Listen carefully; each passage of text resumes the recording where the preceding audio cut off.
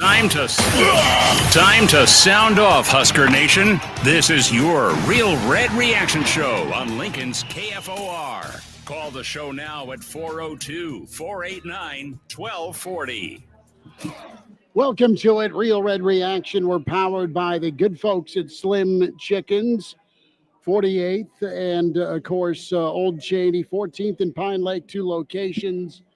Go get your dessert. Go get your chicken fingers. Before you do that, come on down to the Single Barrel. Chris Schmidt, Elijah Herbal, Justice Rhodey. We're here for Real Red Reaction on KFOR, KFORnow.com. Numbers to get in, 489-1240, 489-1240, 800-825-5865 to dial up. A simple question: how do you feel right now as a Nebraska fan? You have seen everything and about anything with this ball game. A fast start, that frothy start we talked about in the pregame.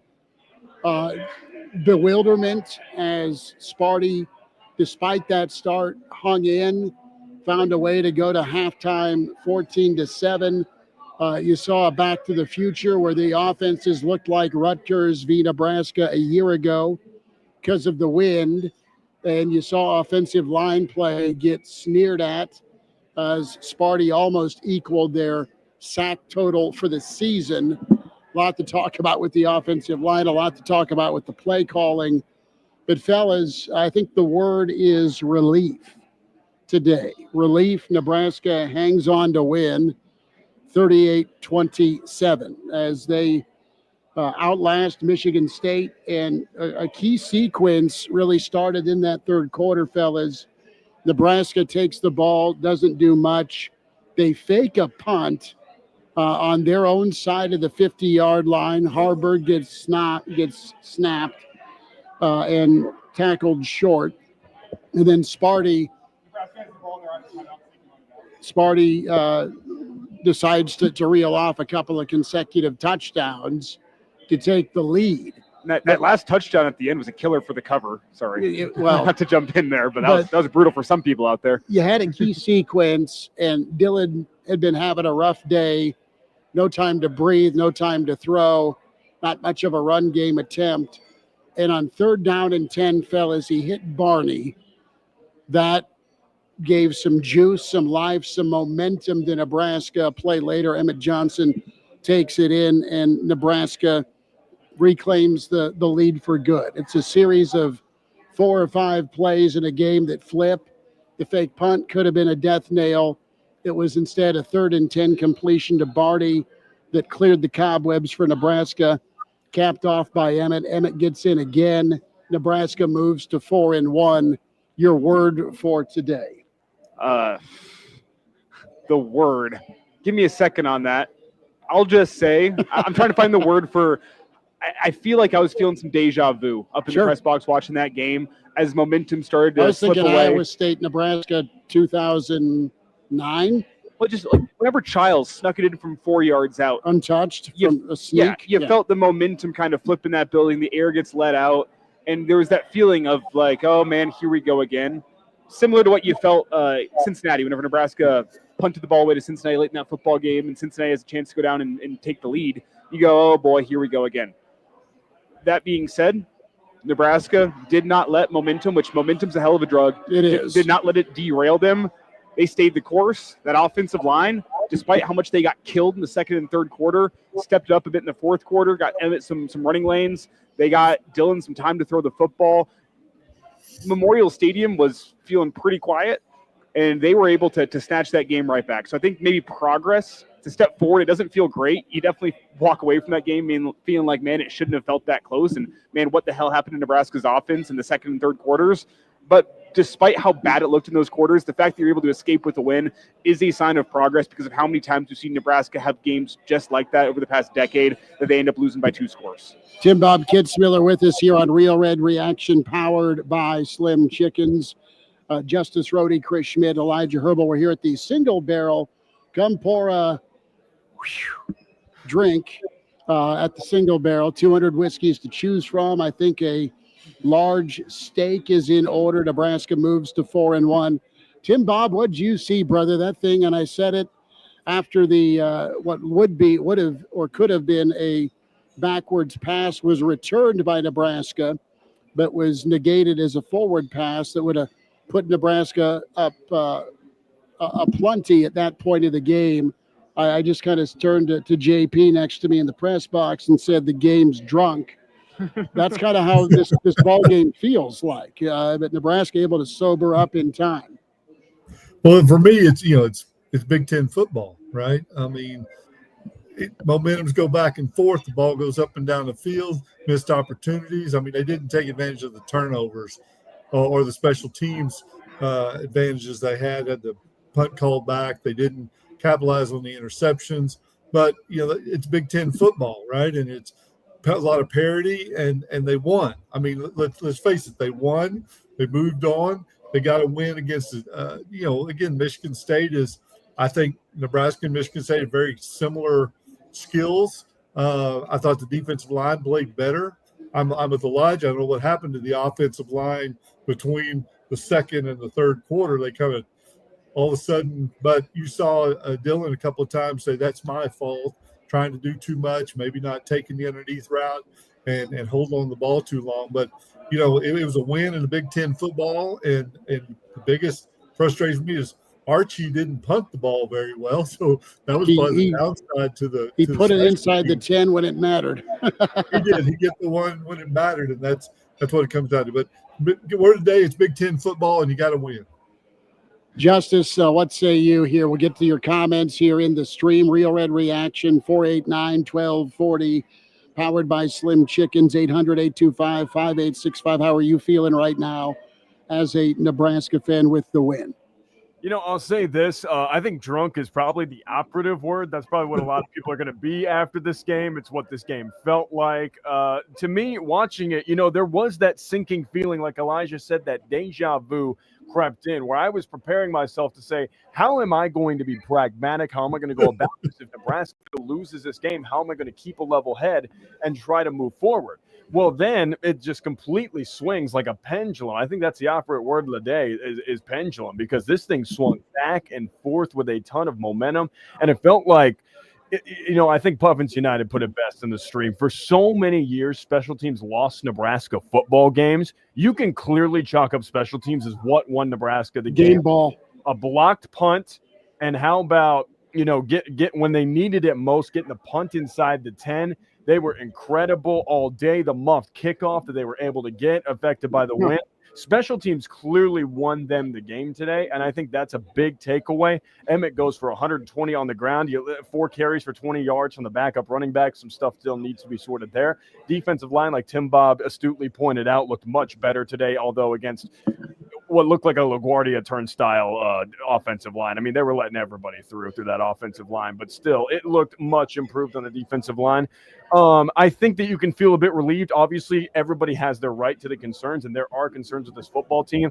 But I think it's a positive that Nebraska, even with playing basically a D game, D plus maybe, they still got away with it with a double-digit, win. So I think that's a positive that can be taken away. Still a lot of stuff to clean up between now and Maryland, but good things, bad things overall. Nebraska, they're working from the W column, and that's exactly where you want to be working from, is building from that W. It's not often you have a game with a special teams touchdown. Probably could have had a second one there if Carter Nelson doesn't block in the back, which I thought was pretty cut and dry. That guy was going to make the tackle, and Carter bumped him in the back. Was it the worst block in the back I've ever seen? No. Was it a block in the back? No, yes. There's money's worth to get on that if you're going to cost a touchdown. And I don't think he got his money's worth. He did not get his money's worth. But he did prevent the guy from making the tackle, I think, so no problem there. But it's not often. With special teams touchdown and 3 takeaways, and a game feels as close as it does there. It feels like you're going to let the momentum slip away. I mean, oh boy, that offense was scary at times. The offensive line had their struggles, but I mean, I can't remember who said it in the stream, but whenever you look across the college football landscape and look at Penn State lose to an 0-4 UCLA team, you look at Texas lose to a 1-3 Florida team. Maryland blew a 20-point lead and lost to Washington. Getting wins in the new era of college football with the parity you see. It's not easy. There's no such thing as an easy win.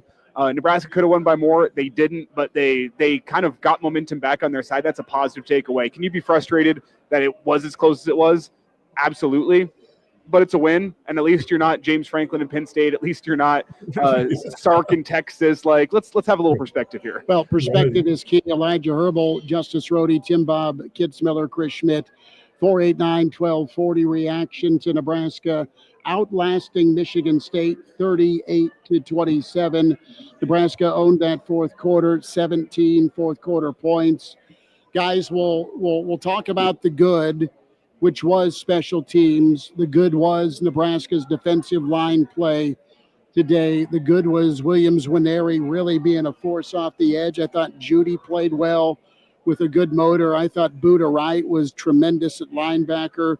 I thought Singleton had a hell of a ball game. So those are some guys at what about Vincent Shavers too? You got to shout out Vincent Shavers. Vincent was good. B9 played well.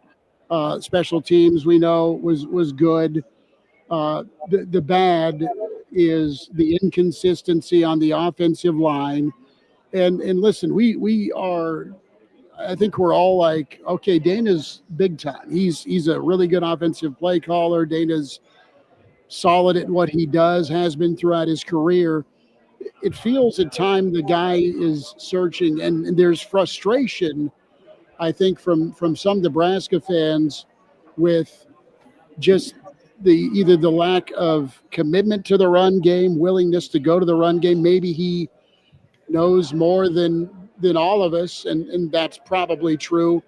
But there's just not a lot of trust right now with the run game. There were some explosive runs today that they schemed up, but they time and time again inside the red zone just can't get it handled. 4 times today, Nebraska started the football off in Michigan State territory, and they got a whopping 3 points out of it.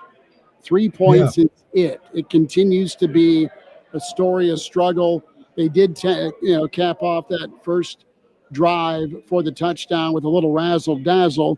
But quite frankly, that was cute. You're not going north and south when you get in the red zone. You're going east to west. And the last red zone that led to the field goal, fellas, that was 3 straight pass plays.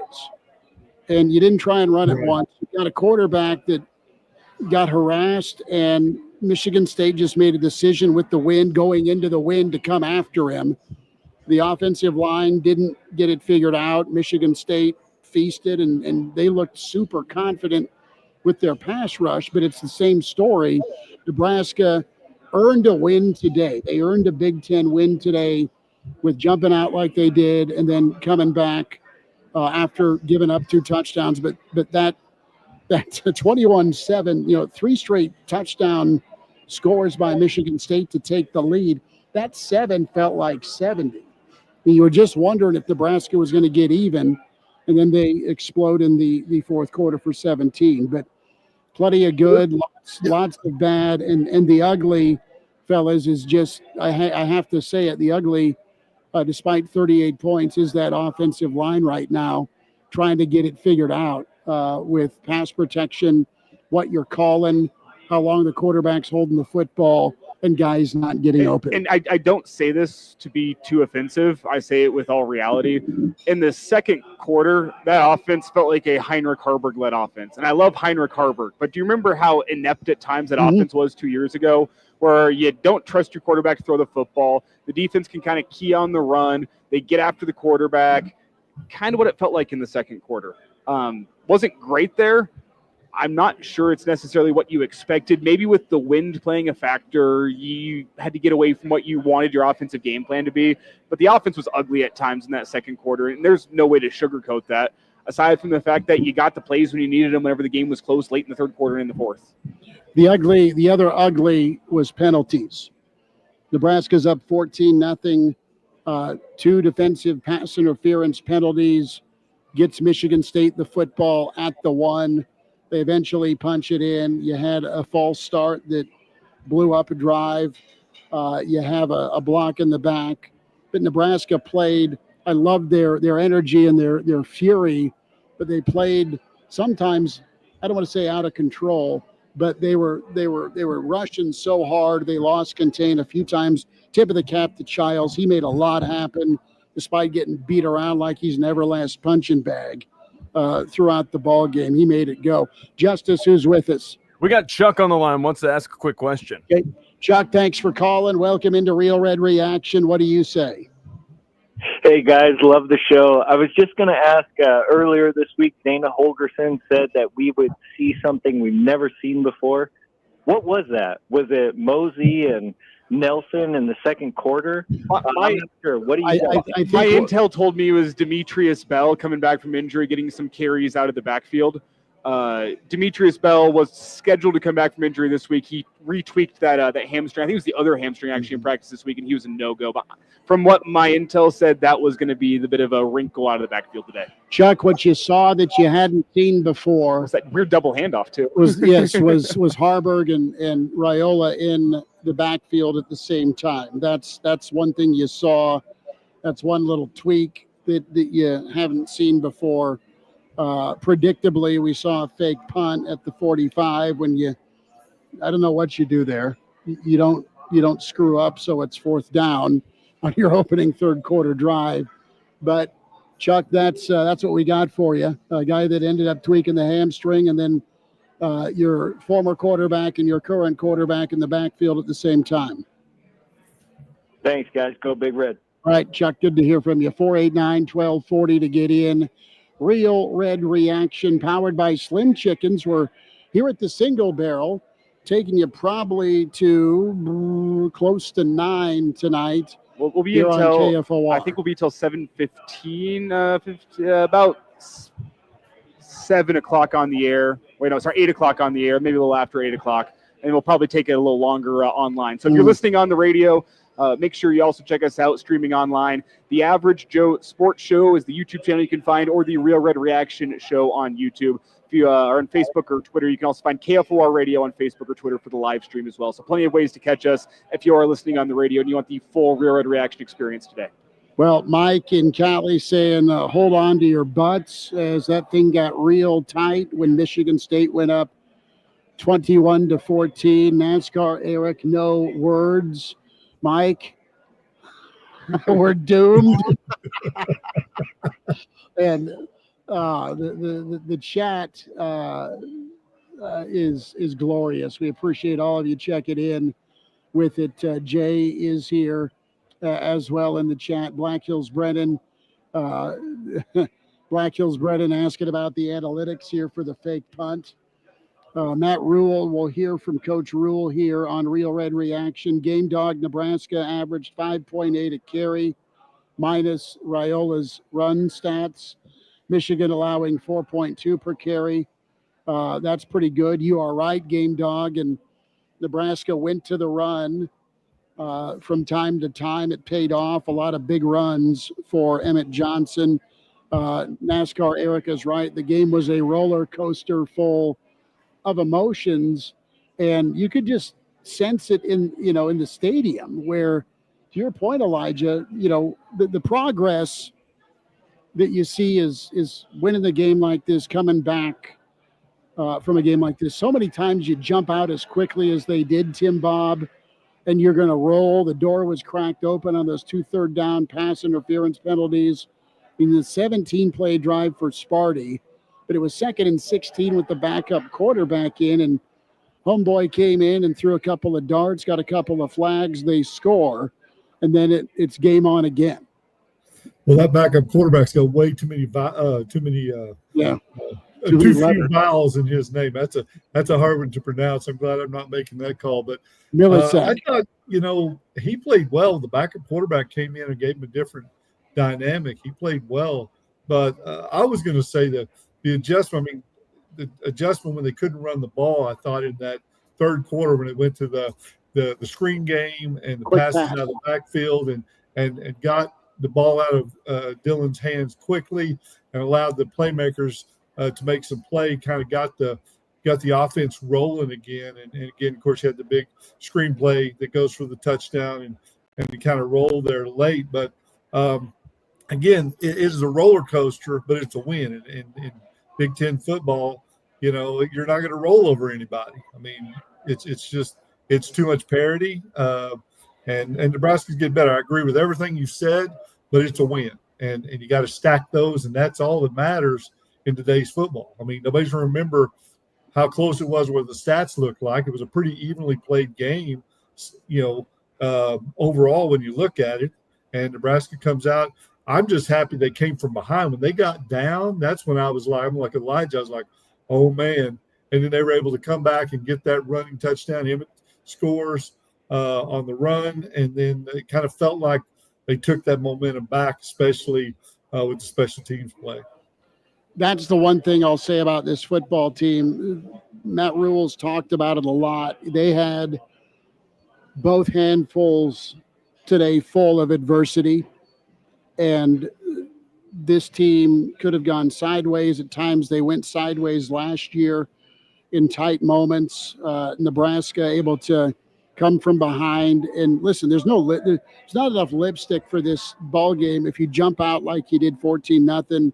The other team's on scholarship / payroll as well. But for Nebraska to find a way to get a win, make some adjustments, and make some plays between the screenplay, the ability for Nebraska to hit some big run plays, and then the defense to just keep foaming at the mouth and get after a beaten-up quarterback. That's your difference along with special teams. Justin, do you have something for us? Soon? Yeah, let me make another quick point here, because I did see a front seven that was flying around a lot more today. You felt the difference. Didn't see much Marquez Watson Trent. You felt the difference with Dawson Merritt on the field. Him and Shavers back there, along with Javen Wright. Javen was flying around. Shavers was flying around. Merritt was slightly under the radar, but he was doing some of the dirty work, taking on blocks, flying around. You saw a faster linebacker core. That was one of the things that stood out to me today. They played fast. They read and reacted fast, and they just were flying sideline to sideline faster than what we've seen from the linebacker core this year. That was one of the differences I saw. I think you saw defensive backs that were willing to stick their nose in there and tackle a little bit better today. Sierra Wright, how many times do you see him flying in to make a tackle on a ball carrier? Same with Marshall. I thought those two guys were spectacular. And finally, just because I want to hit all three levels of the defense, I thought particularly McCullough and Winery off of that edge were causing a lot of issues. And in Michigan State, they've kind of had a revolving door of tackles so far this season, so you expected it from those two guys to kind of go take advantage of that. But those dudes were playing with their hair on fire all game long. The interior was just all right, but those two guys on the edge combined with the linebackers made for a much, much better front seven performance. The defining trait that I saw with that front seven today was they were just faster. They looked a lot faster. Keona Davis also early in the ball game I thought was good. A quick timeout. Let's keep this short. Line up the phone calls here at 489-1240. Real Red Reaction. Nebraska survives Michigan State 38-27. We're here at the Single Barrel, powered by Slim Chickens. Real Red Reaction. Numbers to get in, 489-1240, 800-825-5865. Back shortly. A woman in the U.S. is diagnosed with breast cancer. And in that split-second moment in time, her life changes forever. The toll of breast cancer is great. The need to support those who are battling the disease today is even greater. And that's why when others look away, Susan G. Komen leans in. We're fighting alongside patients because we know one moment can change a lifetime. Fighting breast cancer takes funding for research to discover the next new treatment, providing access to quality and affordable health care, and people willing to take action by raising funds and raising their voice to advocate for others. United by hope, we can end breast cancer. Join our fight. Save lives. KFOR is now available in high-definition stereo. This is the good stuff. Listen in your HD radio-equipped vehicle. Lincoln's local news. Talk, sports, and weather station. This is the Real Red Reaction Show. Phones are open now. 402-489-1240. We're powered by Slim Chickens, 489-1240, 800-825-5865. Good to hear from Rock in the stream. We invite you to check out the show on air, KFORnow.com, 1240 AM, 1015. and also YouTube with the Average Joe YouTube channel, Real Red Reaction YouTube channel. We head out to Cali. Tad, welcome into Real Red Reaction. Tad, go for it. Thanks for listening. Hey, great win on special teams. Great win. But this is what we're going to be up against, guys. It's going to be the heartache kids. And it's just good to see. And we got to all start thinking positive. But like I've been saying in my texts, that we have got to get a program that can really pound the football. And we got to get those big guys up front. I don't know what we've been doing for the last 3, but we can't keep getting Elmer Fudd at tackle. So God bless you guys, and thanks for doing such a great job. That's one way to put it. Chad, we love you. Thanks for listening. Appreciate it. It is problematic and what I watched Michigan State do on a couple of the pressures. Well, there was lots of pressures, but in the first half alone, 6 hurries, 3 sacks on Dillon. We'll get the total sack number here in a moment. But what Sparty did is they would send a nickel, right? And some of the times it was the tackle, some of the times it was the back who went to go help the tackle on the outside. And here came another free rusher from the secondary to get free and make the hurry or the pressure. But Rock checking in, when Nebraska can run it for touchdowns inside the 10, we can proclaim them as back. Nice win, but not back yet. They are searching. I think they're searching in the red zone for sure with what the bread and butter can be. And I think they're searching with, I think they're really playing tug of war. I think there's this want to showcase your 5-star quarterback. I think there's this discipline of, all right, I like throwing the football. That's what I do as in Dana Holgerson. And the offense is built around what can you do to showcase your quarterback. And sometimes that gets in the way of how comfortable you win the football game. He's a reason you win football games. He's a reason Nebraska scores points. But it feels like sometimes they're trying to make him the lead in the story. And Dana knows better than I do with what the offensive line can and can't do, and what he trusts and what he believes from a running standpoint. But right now they're just not as physical as they need to be. Well, correct me if I'm wrong here. Didn't Nebraska have, I think they were 2 of 3 inside the red zone converting on touchdowns.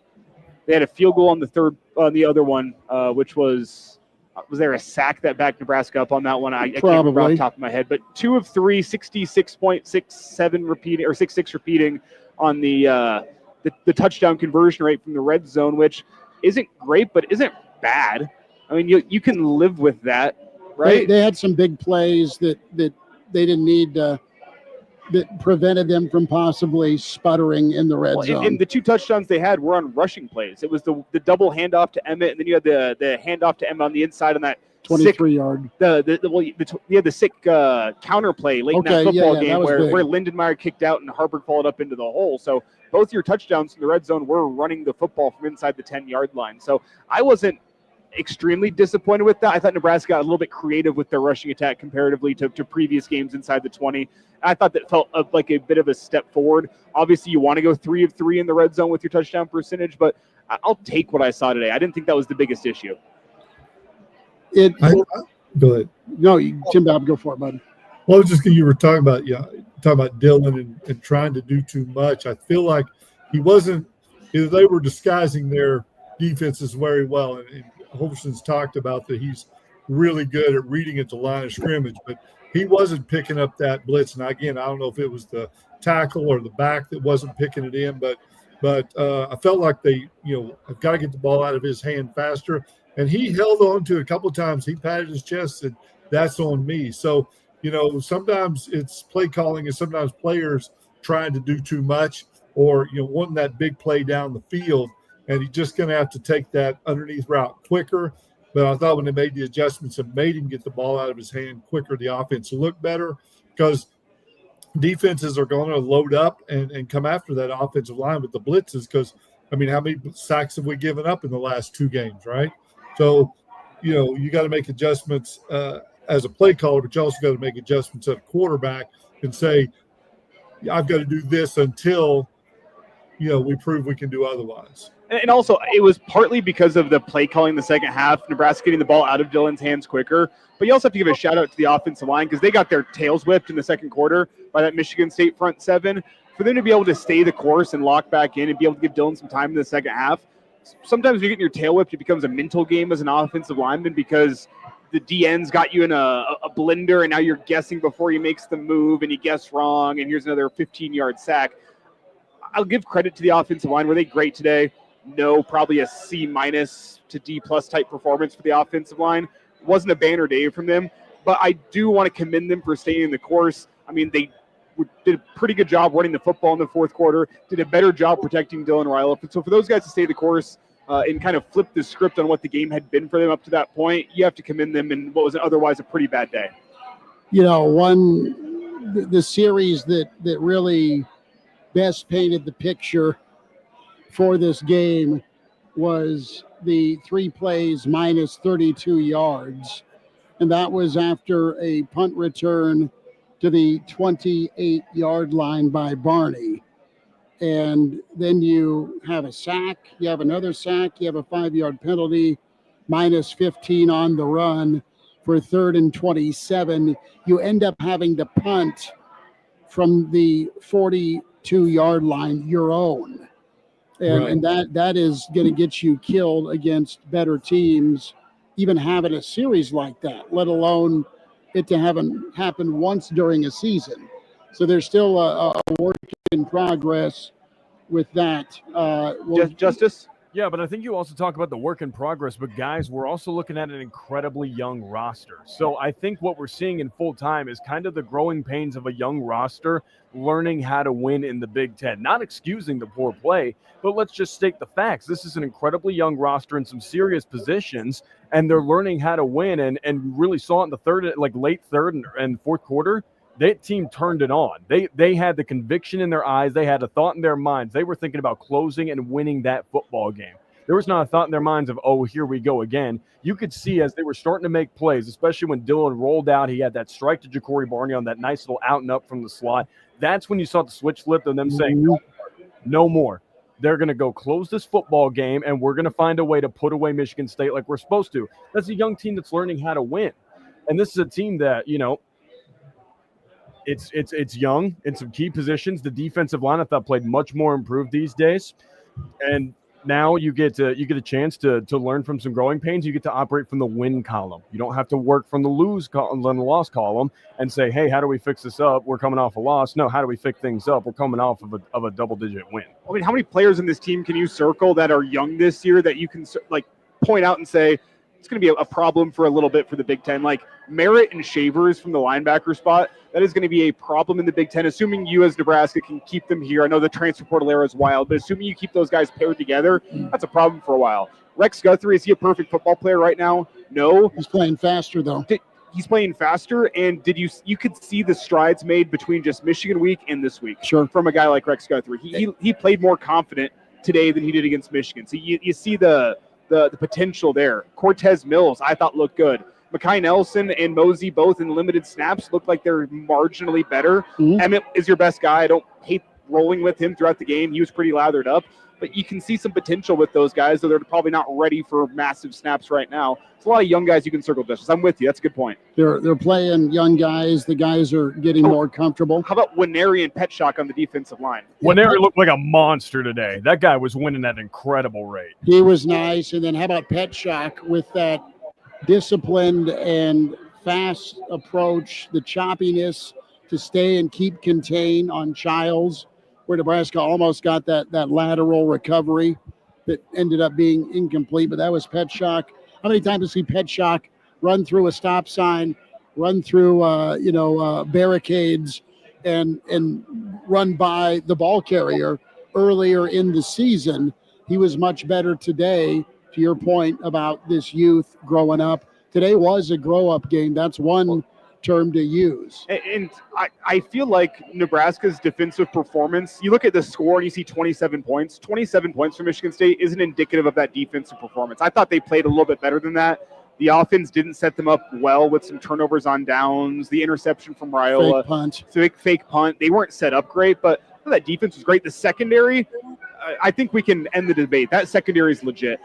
I mean, Childs was in hell reading that secondary. 9 of 23 for the day for Childs, 6 of 7 for Milovic, but it was a bad day throwing for Sparty. Oh, horrible day throwing for Sparty. That secondary is legit. I mean, Singleton with the 2 interceptions, one of them aided by a great pass rush from, I think, Winery. That really helped on that one. But it did feel like a day where 27 points, you'll look back at the end of the season and you won't think of this as a banner day for the defense. I think this is the day where the defense, the front 7 grew, and the secondary proved to me they are legit. They're going to be a problem for most teams that you go play in the Big Ten.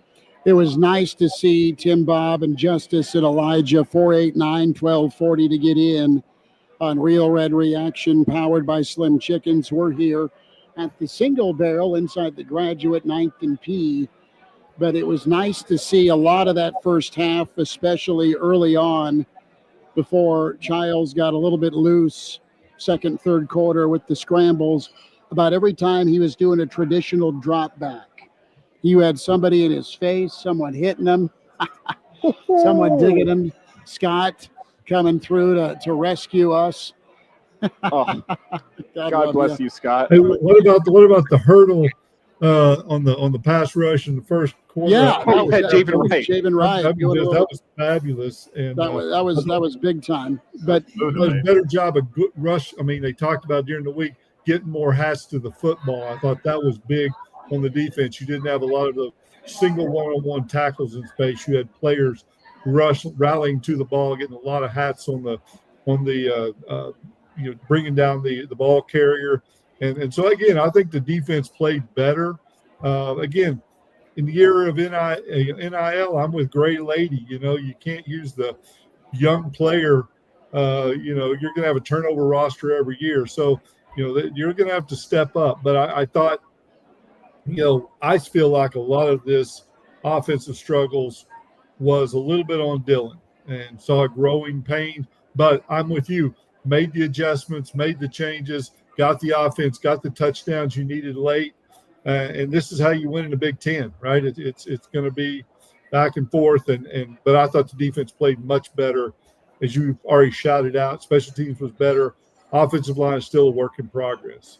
Well, and that's one of the things I said yesterday and in our pregame show, that whenever you have two teams that are both coming from the middle class of the Big Ten, the game is going to be won on 5 to 10 plays throughout the course of the game. There's a lot of parity in that middle of the Big Ten. Nebraska won more of those 5 to 10 important plays than they lost. We look at the blocked punt. I mean, you have the fake punt. That's a win for Sparty. You have, in the third quarter, after the interception, there's some big plays. I think there was a big third down that Michigan State goes and converts in there. Or was it fourth down? It was the fourth down they converted. So Michigan State had a couple plays. But for the most part, you look at the interceptions. You look at the long screen play in Isaiah Hunter at the end of the game that really ices it. In the 5 to 10 most important plays this football game, Nebraska won those plays. That's a sign of encouragement, despite that it did look ugly at times. That's going to be the middle of the Big Ten. There's not huge gaps between these teams. I think Nebraska was the better team today. I think the final score indicates they're the better team today. But it's such fine margins that middle of the Big Ten. I mean, you can credit Nebraska while saying, was the performance great? No. You can credit them for winning those must-have plays whenever you needed to have a play. That's what allowed you to win this football game. Well, we have been pretty unanimous with what flipped the game for Nebraska.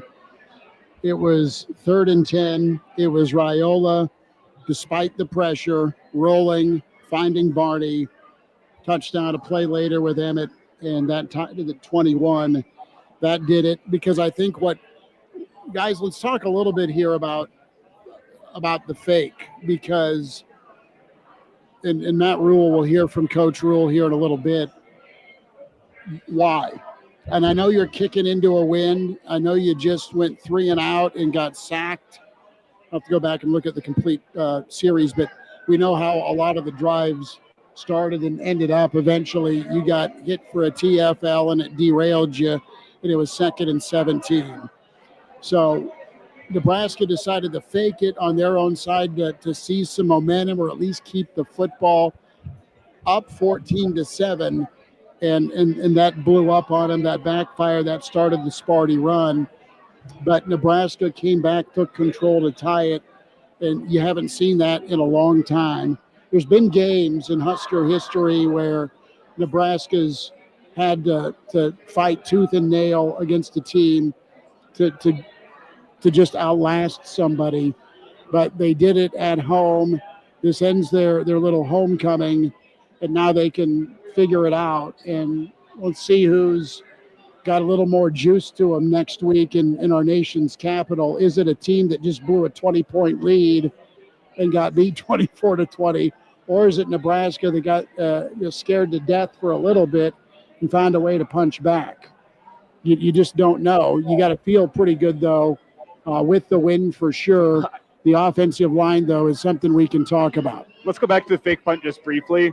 Eckler identified two things. It was punt coverage and the punt return for Michigan State. He thought he could get one with the block. He did. He identified at practice in the past week and a half that Michigan State had what he thought was a liability with that fake punt that they ran. My problem was the timing of when you pulled it out, because your offense was sputtering. And even if you pick up that fake punt, seems so desperate, doesn't it? Even if you pick up the fake punt, I didn't have confidence that Nebraska was going to be able to pick up a first down after that. I hated the timing of it. It felt like you were searching, trying to claw the momentum back. You almost gave it all the way to Michigan State, and that's why you have to credit Nebraska for being able to come back from that moment. Desperate's a right word for you. I didn't think picking up a fake punt was going to spark your offense in that moment. The offense did not give me much confidence at that time of the football game. You're going to be lining up the punt again. And add to the fact it was somewhat predictable because Archie was struggling punting into the wind. Somewhat predictable. I didn't think your offense was going to be able to do anything with it, even if you did pick it up. Didn't love the call, but Eckler thought he had something based on the film review they had from Michigan State's punt return team. Game Dog chimes in, says Raiola taking unnecessary sacks again. Dana's play calling goes haywire at times. The Eck effect. And EJ at 6.4 an attempt on 13 carries. Nelson, there needs to – we'll see if Nebraska can lean on the run game in future contests. So I don't disagree with that. I don't know if it's a faith thing, if it's a can't do it or won't do it thing with trying to establish more of a run game. 489-1240. How do you feel after the win? Are you exhausted? Are you exuberated? Are you a Nebraska fan that just is numb right now? Because there were moments in that game where the stadium absolutely seemed numb, but just when you're ready to set it all on fire, Nebraska, as Al Pacino once upon a time said, they pull me back in. They did that with the touchdown. Things up. Let's check. Tim Bob, what was that? No, I was just doing the Pacino reference. They keep pulling me back in. The only good part of Godfather 3 beside the end credits. Right, exactly. Never acknowledge Godfather 3. No, Exactly. You just can't do it. Well, the Godfather Part 3 wasn't even supposed to be a Godfather tale, but it's a whole other thing. Yeah. Look into it. We still never acknowledge it. That is for Average Joe / Real Red Reaction After Dark. That wasn't supposed to be called The Godfather Part 3. They wanted to have a completely different name, and the studio shut it down. They said, we need everyone to know it's a Godfather movie. It's not a Godfather movie. That being said, before we get to Matt Rule here, I do want to ask the question, because sometimes you hear from the head coach, and his view is different than our view, obviously. It can change the perspectives on the game. Before we go into this, on a scale of 1 to 10, with 1 being I have never been more dejected as a Husker fan, with 10 being that was an incredible performance, this is the best day of your Husker fandom, where are you at with that performance? I think it's a 6 because I'm shocked they came back to win. I thought it was going to go sideways. I thought Sparty'd get a turnover. They did. They did get a turnover. They got the interception, and they went up, and Nebraska found a way to battle back. I don't doubt their resolve as far as trying to come back. But not only did they come back, but then they got comfortable again. They were the better team by a couple of scores. As we're getting photos from Scott. I'm at about a 5.5 with this, 5 or 5.5, because it was ugly at times. the offensive line is going to need to get better quick. But I don't, brother. That's a long conversation. They are what they are, aren't they? But you saw some improvement in that second half. Yeah. The consistency, they show that they have it in them to go be a solid offensive line, which makes me think there are things you can go clean up through another week of practice and get better at. And if they are just a C+ to B- offensive line throughout the course of the year, you can still go win some football games. That's like the one thing that sticks out to me is that's rough. How much of that is the weather and the wind, I don't quite know, but I'm with you. The stick-to-itiveness of this team and the way to yank the momentum back after feeling it leave the building, I think is a reason for encouragement. So I'm more encouraged than discouraged by the game, but there is good reason for discouragement because Michigan State's not a good pass rushing team. You made them look like a good pass rushing team. So that's like the biggest takeaway of don't like that. How much more can you scheme up as the season moves forward if you're Dana Holgorsen to get your offense some balance with running the football and be able to lean on that? Because if you're dropping, the other part of this too we got to talk about is your 3-step, your 5-step drops versus holding it, looking, and the longer developing routes. The guys need to get open, and they did a better job of getting open, or they at least went shorter with the quick game. So, and it's a situation where you made the adjustment. Yeah. You got a little bit of run game going. You made the quick game go, and you didn't get TFL'd to death in the fourth quarter. Or once you got the lead back, that's big. But better late than never, I guess, is the result. Justice, scale of 1 to 10, where are you at? I think I'm right at about that 5 mark. I got to factor weather in. I don't think the weather was the most ideal for both teams to play in.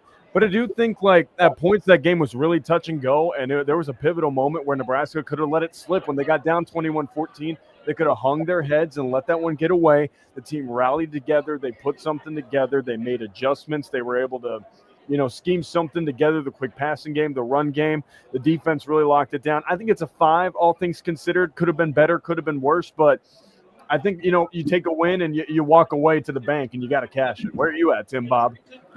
I'm about a 6, maybe a 6.5. I mean, it's a win in the Big Ten.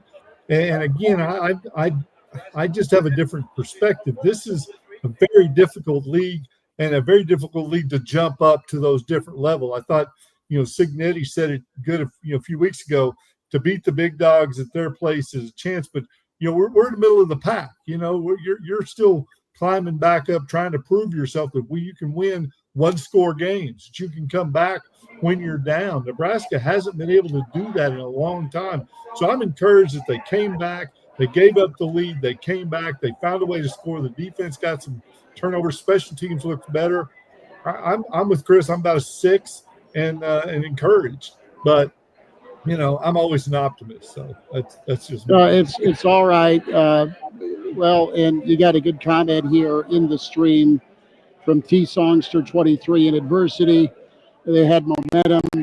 They kept swinging. Great job. That's an excellent point. And Uncle Sam says nothing to be embarrassed about. 5.5 it is.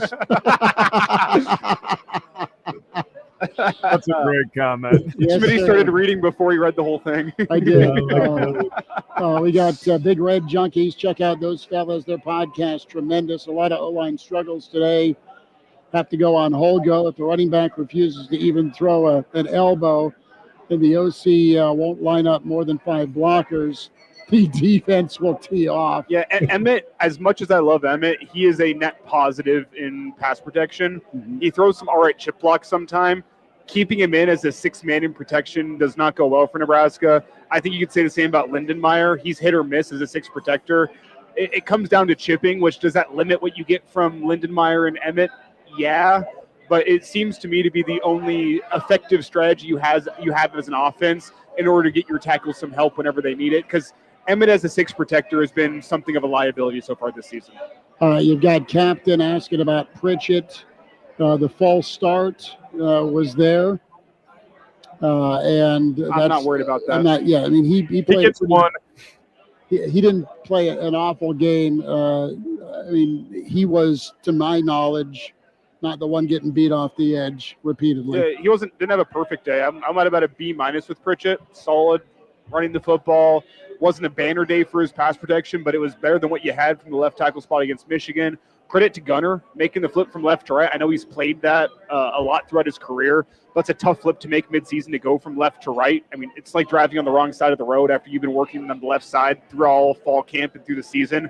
Was he perfect? No.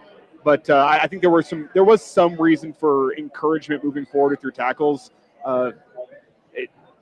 At the end of the day, it always feels better in a win. If you lose that football game, I think our take of the tackles is probably different. But they settled in and got better as the game went on, and gave Dylan some time to throw, which also comes down to Holgerson making some adjustments, letting Dylan get the ball out quicker, which helps your tackles because those ends don't feel like they can pin their ears back as much, and Michigan State can't bring pressures like they were early in the football game.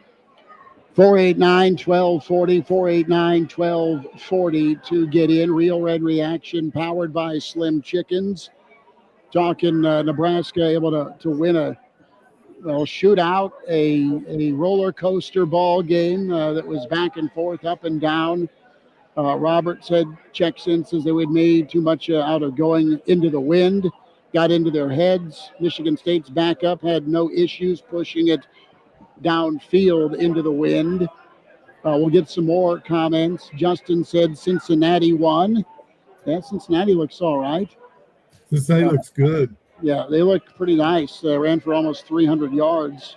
Iowa State had also had one of the worst lateral plays I've ever seen at the end of the game. Did you guys catch that? That was pretty funny.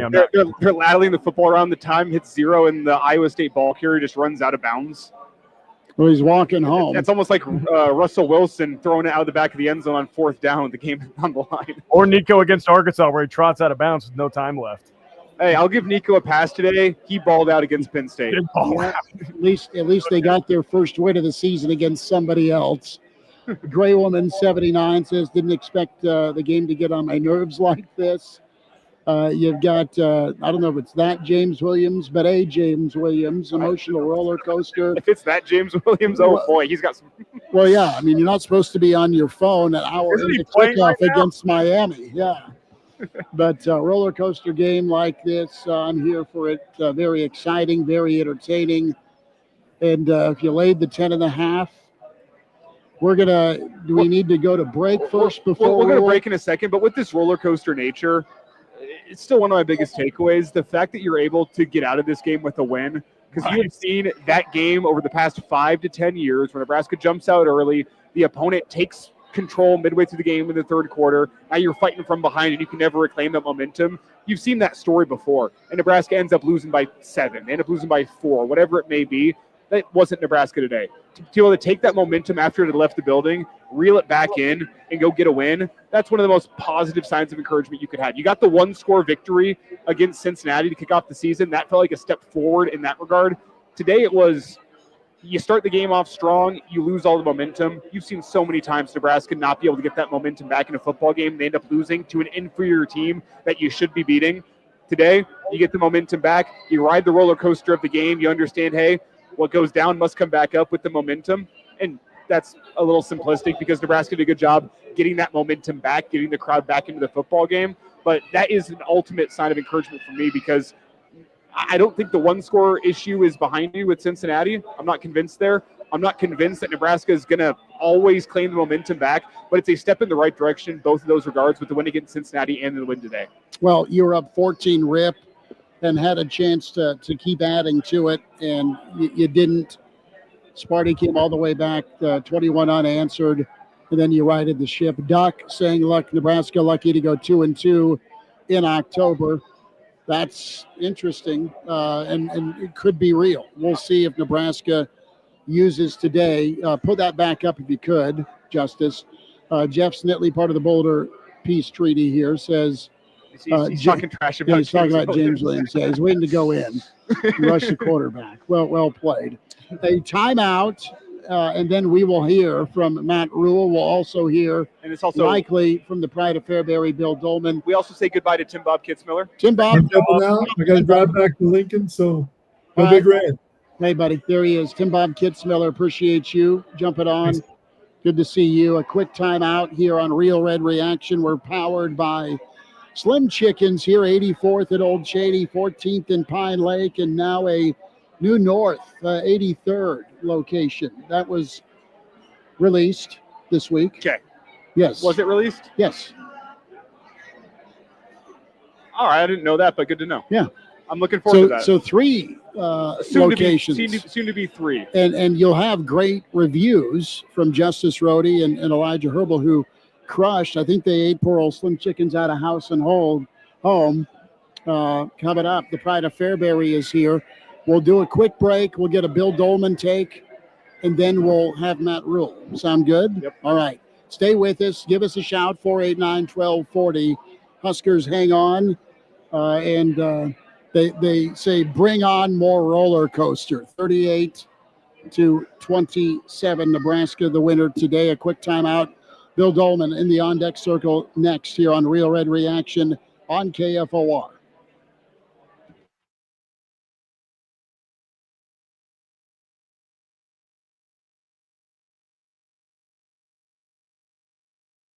LifeLock is here with tips to help protect your identity. Use strong passwords, set up multi-factor authentication on your accounts, report phishing, and update your software on all your devices. And for comprehensive identity protection, LifeLock is your best choice.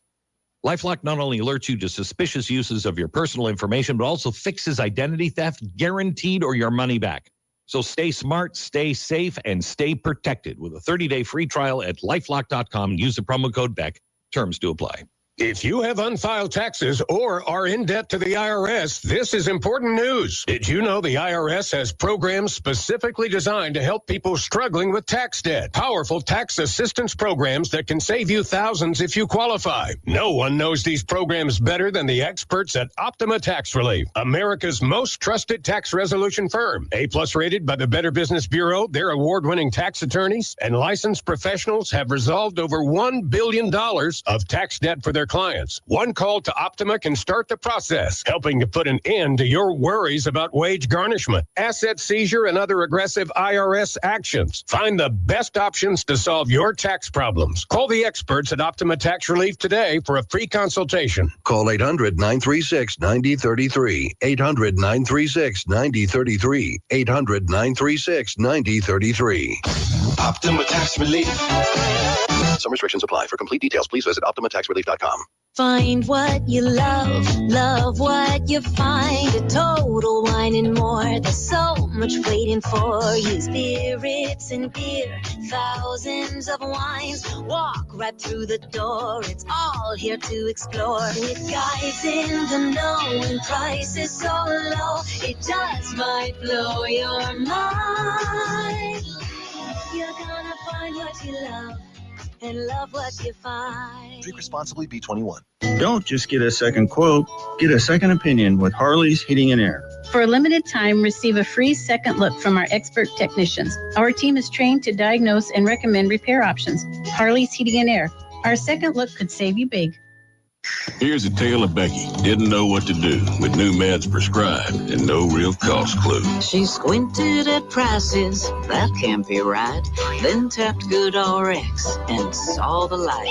She could get a deal, book telehealth if she feels. Learn about those meds without any stress. That one little app does all the rest. Even my horse downloaded it. Dang, save time and money on prescriptions. Check GoodRx. GoodRx is not insurance. Severe weather in Nebraska could be a matter of seconds between life and death. Before, during, and after, you can count on KFOR's Operation Stormwatch. Anything goes. Anything can be said. The Real Red Reaction Show is live now on KFOR. Back here at the Single Barrel Real Red Reaction, powered by Slim Chickens, 14th in Pine Lake, 84th at Old Shady. North 83rd, maybe it's 93rd. I'll have to get the official notes from 83rd. 83rd. It's by my place. I'm looking forward to this. Okay, yes. Elijah will have a fold-out camping chair 4 days a week in the parking lot of the North 84th Slim Chickens. We are here at the Single Barrel. Pour yourself a whiskey. They have 200 to choose from. Please. So come buy us a whiskey. 200 whiskeys to choose from. A big old steak. Celebrate a Husker victory, a comeback victory. And the Pride of Fairbury with us, Bill Dolman, the original OG Average Joe, as we're hunkered down here kind of by the buffet table. Bill, you and I were exchanging texts during it. I will neither confirm nor deny. It was doom and gloom, like this ain't going to go the right way, fellas. It turned out like it was going to go the right way. As soon as I unjinxed Nebraska, Dylan hit the play of the game on 3rd and 10 that eventually got him that score. A play later to Emmett Johnson that flipped everything after going for a fake punt. You had a blocked punt. You had a 82-yard punt return called back. You had penalties and Christmas gifts handed out early. When it comes to 3rd down and Holdridge Street, 3rd down and forever. Sparty 17 plays, finally got in the end zone. You get off the field there, hold them to 3, or get off the field. You're up 14-0. These teams were trading presents for the other teams more than the Budweiser Clydesdales. Yeah, a lot of gifts left. What say you about today? Give me the word. I say relief. You see relieved? Relieved. You also said drunk off the air. I said on air too. Okay. I am not. That's how the game was. I think there's more than one word. Fortunate. Yeah. Fortunate would be one, but if I had multiple,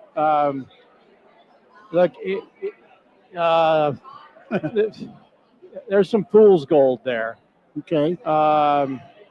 Look, the win over Cincinnati looks better week after week after week, and I'm not sure that if Nebraska played Cincinnati this week that they would have beaten Cincinnati. Fair. Nebraska ends up either covering or coming close to covering. They covered. Because I'd heard 12.5 right before the game. Some of us got it at 10.5. Congratulations. No wonder you've been drinking already. It just seems there's some fool's gold there.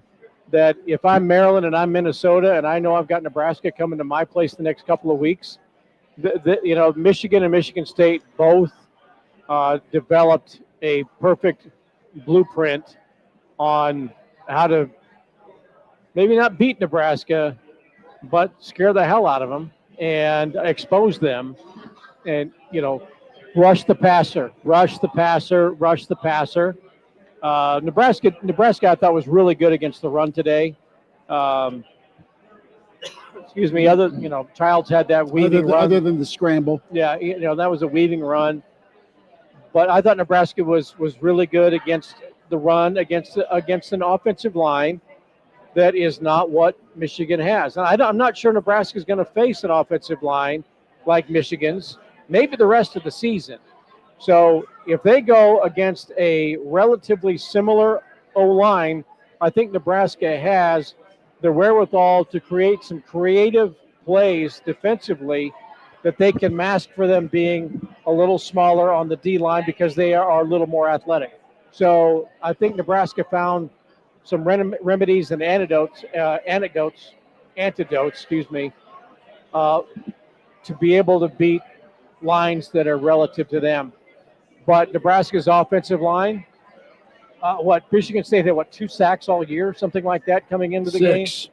But they were not a ferocious defense, and they just decided we're gonna do what Michigan did and just bull rush, harass, and we'll eventually get to it. Does it not give you a little confidence, though, that Nebraska's offensive line was able to reel it back in late in the 3rd quarter and 4th quarter? I thought the offensive line was doing a much better job protecting Dylan. Is that not, if you want to be a glass half full optimist, does that not give you a little something that you can say, you know what, at least the offensive line reeled it back in when things seem to be falling apart for them? Well, I think you got rid of the ball a little quicker, for one, as opposed to holding on. And and the big play was into the wind.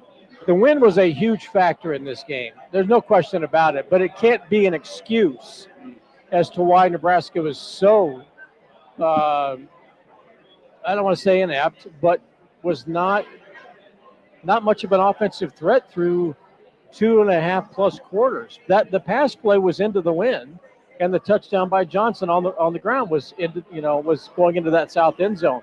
But make no mistake about it, Nebraska, because of the elements, couldn't do what it wanted to do. But because Nebraska doesn't have a threat to run at quarterback, then even with Nebraska having the wind behind them, it's more one-dimensional offense.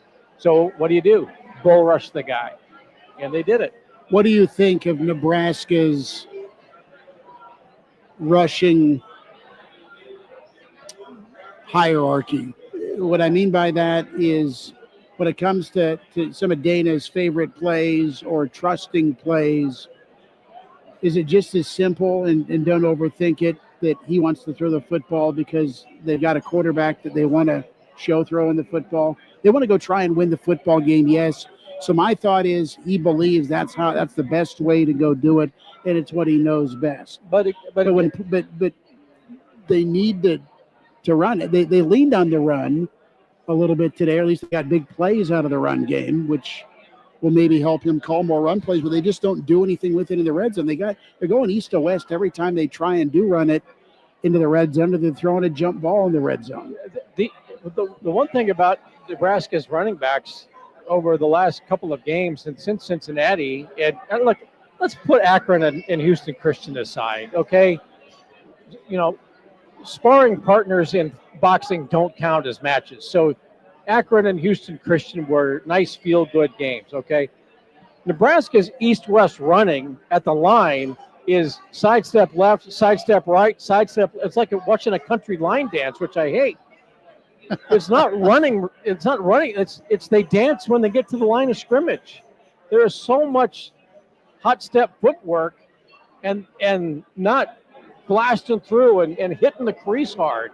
I mean, today there were plays upfield because from our vantage point, which is way high, you saw some big gaps open up, and they took advantage of it. But when there's not much room to go, they don't go create their own space. It's dance, dance, dance, left, right, sidestep, sachet, 2-yard gain. So there's not that threat of the big play, but also there's no threat at quarterback to run. And you said it. They want to. Are they calling plays because they want to showcase what he can do? That's all he can do. He did have 2 runs in that first drive. That was great. I thought, oh my gosh, we're going to see something new.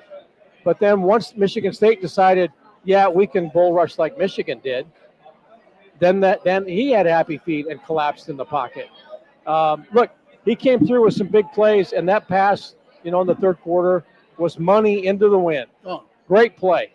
But that is fool's gold for what transpired over a vast majority of the game. And then Michigan State's long drives, total buzzkills. Yeah. Oh, my God. Well, can I ask the question? That was like the Lawrence Welk show when you're a kid. Can I ask the question, though? Whenever you talk about the defense, do you think they played better than 27 points on the board for Michigan State would make you believe?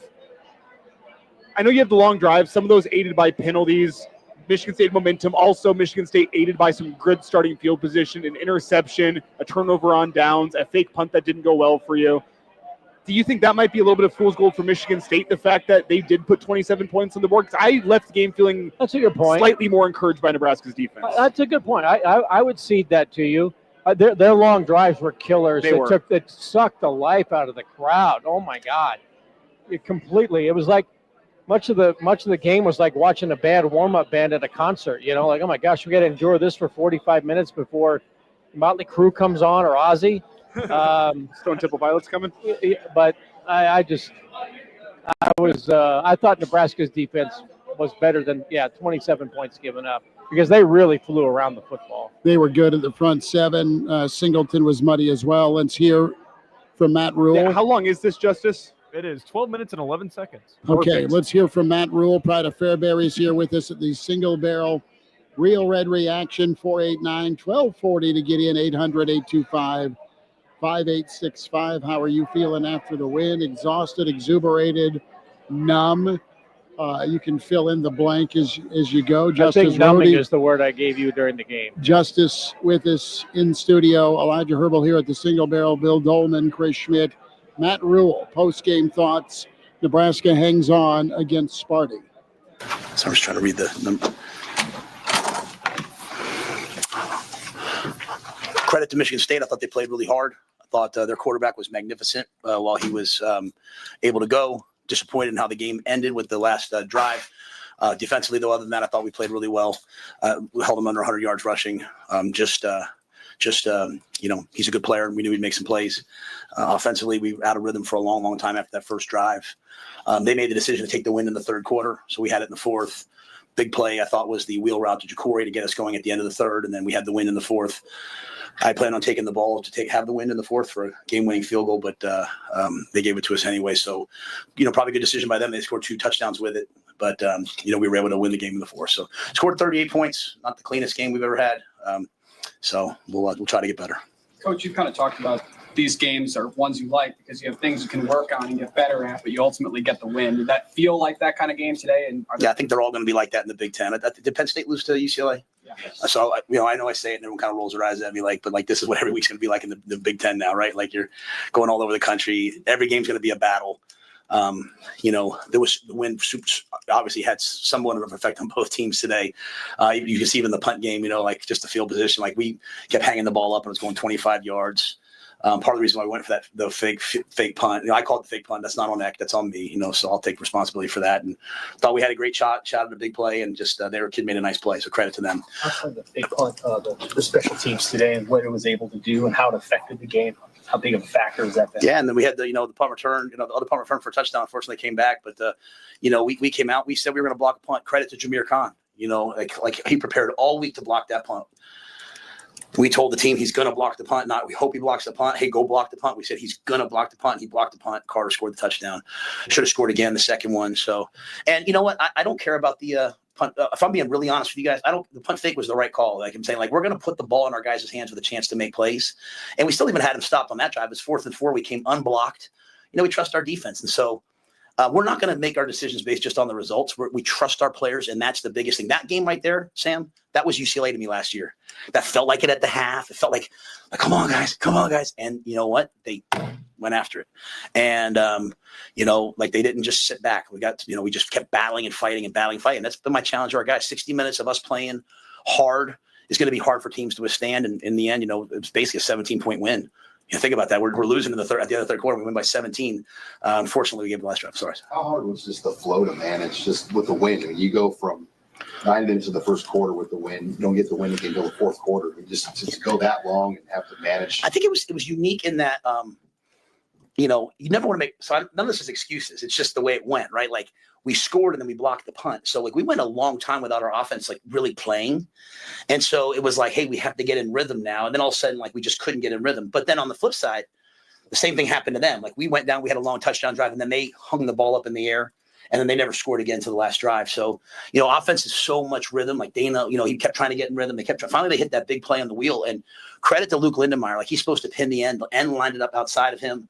Luke just turned out and blocked him. Dylan went up inside. And they, I was really proud of Dylan today. Early on there, I was kind of like, hey, hang in there. And he just he just kept getting angrier and angrier and finally exploded. But I think it was more like that, just long stretches without the ball and trying to get back out there. And that's what Michigan State does. They run the ball and they try to eat up clock.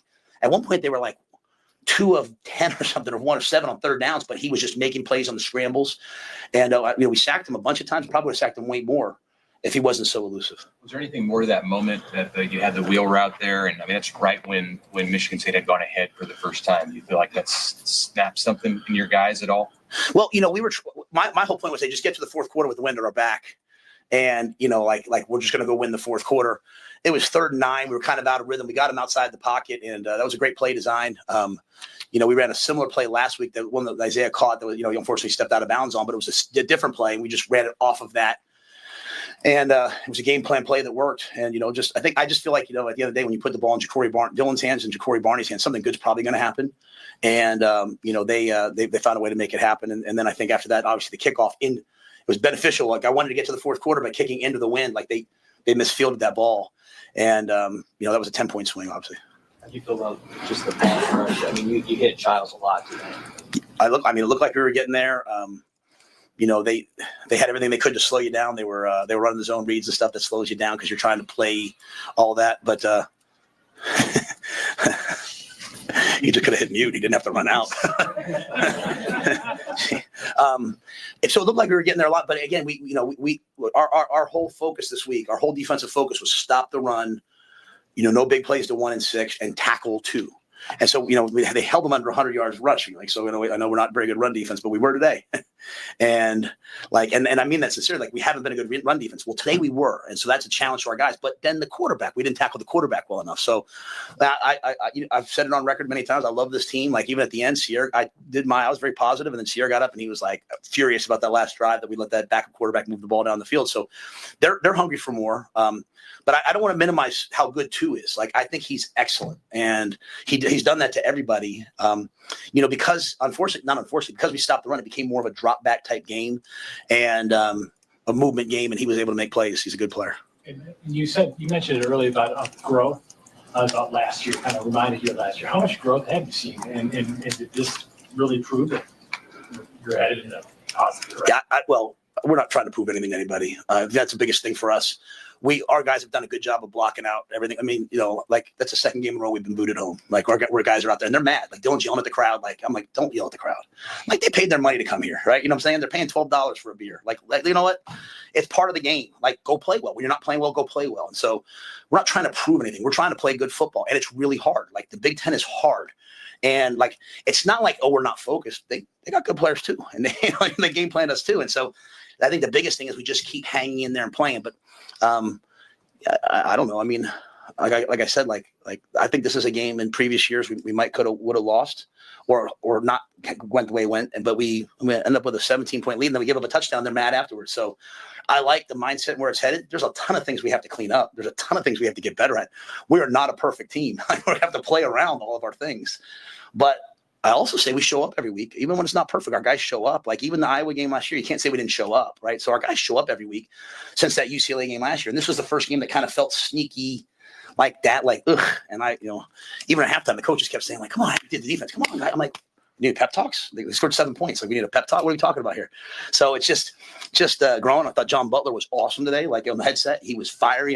He was scary almost. The Philly in him came out. And I thought a lot of our guys hunted and played well. So like I said, this team scored a bunch of points again last week against USC. I mean, they're a good team. Why did you guys decide to make the changes you did at offensive tackle? How did you think it went? I have to watch the film. I hate to comment on it because, there were some things there's some things today where it's probably on the quarterback. There's some things today it's probably on the wide in terms of a couple of the sacks. They brought a safety. We got I forget which sudden change it was. We got the ball and we took a shot at a big play touchdown, and the safety blitzed and the tailback didn't go back and block him. So it's just one of everybody in that kind of stretch where we were out of kilter. But it certainly didn't feel like last week. There were times it did, in the middle there. But once we kind of got in rhythm, I thought we were good. So anxious to watch the film. See how those guys played, but we love everybody, but it felt like, hey, this is we need Pritchett's size and strength, and he's been getting better and better and better. We have not played him to get him to grow, and he's grown, and so we felt like he's earned the right to play. And Gunnar and Teddy were ready at right tackle. We went with Gunnar for most, I think, the whole game. So I'll see the tape. Sorry, you mentioned Dylan and the frustration, and you said getting angry in the second and third quarter when it was sputtering offensively. Was he reacting the way that you would want him to react? Yeah, I have to go back and look at everything because it's easy in the moment to be like, is he looking at the rush? It's just but maybe the in cut's not quite wide open, and he's protecting the ball and all those things.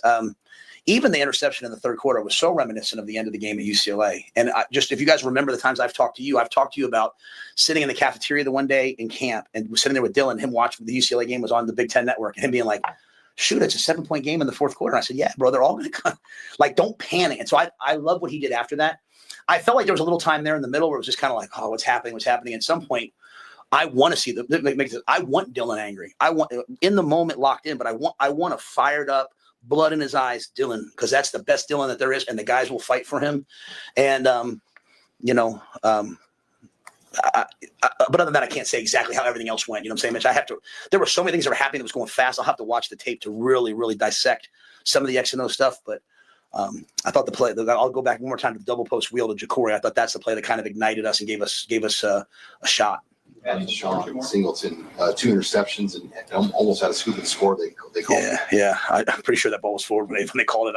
Everyone's celebrating. I was like, second down, get ready. No, I'm so proud of Deshaun, and I hope everyone saw. This week we put out the thing about him and his brother. It's just so great when you see good people do good things. Now, the guy takes his brother in, and I'm just, and his brother. Here his brother is. He's on our team. He's doing well in school. Like, you think about it, he went from getting shot at and fearing for his life to now he's a college student here, and so that's who Deshaun is, and so. I love him. I'm so happy to see him make plays on the ball. Butler was ripping him for not scoring, like he should have scored on those plays. But, and it was a credit to our pass rush. And even those plays, he stepped up versus zone and was throwing the ball. We were intercepting the ball. So I thought our pass rush really came alive this game. It looked like from where I was standing. Is there a moment of just kind of joy when Hunter breaks free and the shoe comes off and you go get the shoe?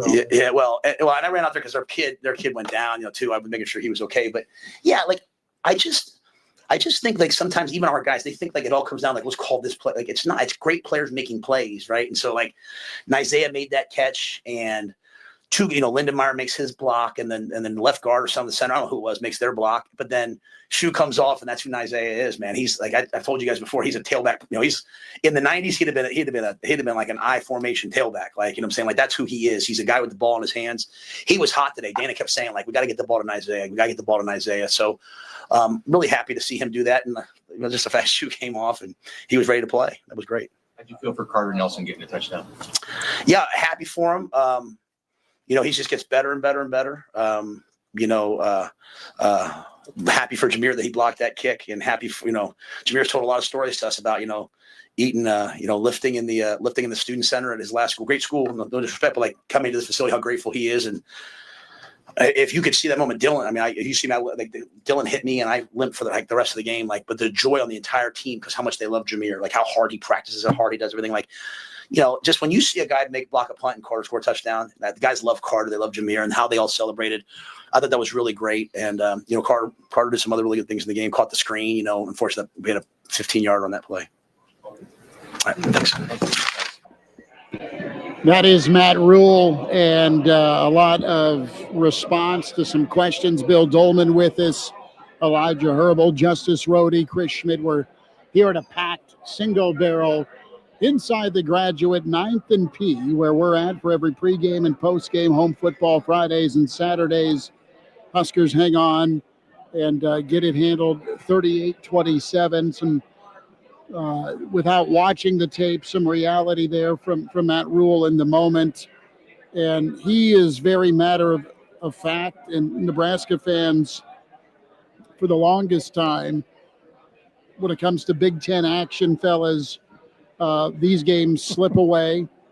That's not been the case this season so far when it comes to one-score games or high drama or moments of adversity. Nebraska's responded or found a way to do so. When Mo's wearing the other team's colors, that's to be commended. They look faster and a little bit more competent and concentrated defensively. They looked way better defensively today. There's more guys around ball carriers.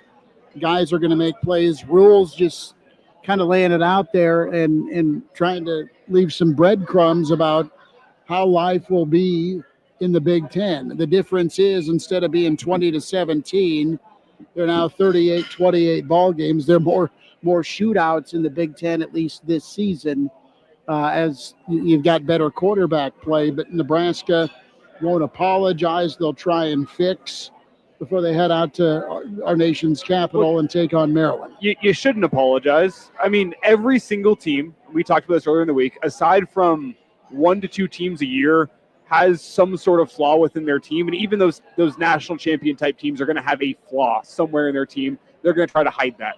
Nebraska showed off some of its flaws today more than you would like. But I think it is a testament to them in this program turning the corner. It's kind of what Ja'Cory Barney had to say in his postgame as well. We're not going to get to that. But the fact that they had this game, lost all the momentum in it, and still stayed the course late in the third quarter into the fourth to steal the momentum back, I think it speaks to the step that this program is taking in the right direction, that whenever everything was against them and the juice out of Memorial Stadium. Husker fans had the, oh no, here we go again type mentality. They're able to stay the course, get back into the football game, and go and win it in crunch time. I think it says that this team is turning the corner. Are they perfect? No, far from it. Do they have their flaws? Yes, a lot of teams have their flaws. You're going to keep on working to find ways schematically and personnel-wise to hide some of your flaws, but it's a step in the right direction that you're able to snatch momentum back in this football game and go and win it. Look, I thought Nebraska's defense, in listening to him, and we talked earlier, Nebraska's defense was really good. And I thought John Butler did a good job of doing some innovative things and, put a lot of pressure on it and taking advantage of, okay, Nebraska doesn't have a size advantage, along its defensive line, but that ought to come with a quickness advantage and a more athleticism. And I thought that they exposed that because they had guys on the other side of the ball that could not catch, Mwaneri or Singleton or McCullough. Nebraska had kind of an onslaught. There weren't a lot of missed tackles today that I noticed. I thought, Marshall made a great play in space that didn't get made against Michigan, but it got made today against Michigan State. But still, if every team has a flaw, and you're right, the place where you really don't want to have a flaw is on the offensive line. Because I said it yesterday on the show, that is still football at its most simple form, man on man. Can these 5 guys up front block and beat those guys who might be doing all kinds of different stunts and whatever? Can they beat those guys man-to-man? And Nebraska's, unfortunately, in the offensive line, if your offensive line is weak, then you're going to have some problems. I'm not saying it's weak, but it is not matching up to what is coming at them from the other side. You can't tweak the offensive line. I will say this, though. The play of the game, by far, was Justin Evans' blocks on the Hunter touchdown. He snaps the ball, makes a good block that allowed time for the quick pass to be made, and then he busts his ass to the perimeter to make the block that allowed him to score. That was one of the best offensive line plays I've seen at Nebraska for a long time. And it's harder than it looks. Speaking as a former offensive lineman who wasn't very athletic, to go find that defensive back who's more athletic than you and has the ability to juke you out, to go make contact, drive him into the ground, he made it look easy on that play. That is a tough play to go and make, Bill. That was the play of the game. Michigan State has a bunch of dudes. They've got a good coach. They've got an athletic quarterback. It'll be interesting to see. We talked Cincinnati, where they're trending. What happens with Michigan State? I think they have Michigan next. They have UCLA next. Okay, well, then they have UCLA next. Well, and that's a week ago. That's a different conversation, but UCLA looked like a different team today. Yeah, James is hitchhiking home by the order of his athletic director. Boy. But is UCLA's new Heisel, is that Skippy's son? Yeah. Okay, I assume so. That's Rick Neuheisel's kid. He called the one with the long hair. Yeah, he's the one who called the heck of the game. Hippie just got off the beach. Looks like he just graduated high school. Well, yeah, he was here in 2013, I think, as a backup, and popping around the sideline. But Huskers get it handled today. More of your comments in the stream. Ed Foley in saying Dilly holds the ball way too long. What is the thought here moving forward with Nebraska? And we've kind of beat the old dead horse, or the Clydesdale, so to speak, with Nebraska's run game, the inconsistency of it and the inconsistency of going to it. But when it comes to these pass plays, the longer crossers, the deep shots, all the stuff that Nebraska can do, but right now the shift, fellas, into that second half was quick passing game. You maybe see that earlier next week, depending on. Now, Michigan State, it wasn't a fire drill early in this game. They didn't initially get pressure because you jump out 7-0, then it's 14-0. But Michigan State, when Nebraska was going into the wind, said, let's just come after them. Well, I am a little bit surprised. Nebraska, with the running backs, Emmett, Mackay, and Mosey, which Mackay and Mosey had 4 total carries. Emmett had 13. Still averaged 6 yards per carry from a running back carry point of view. And I think it was for a total of the running backs ran for, do some quick math in my head here, 103 yards. Mm-hmm. The sacks hurt you.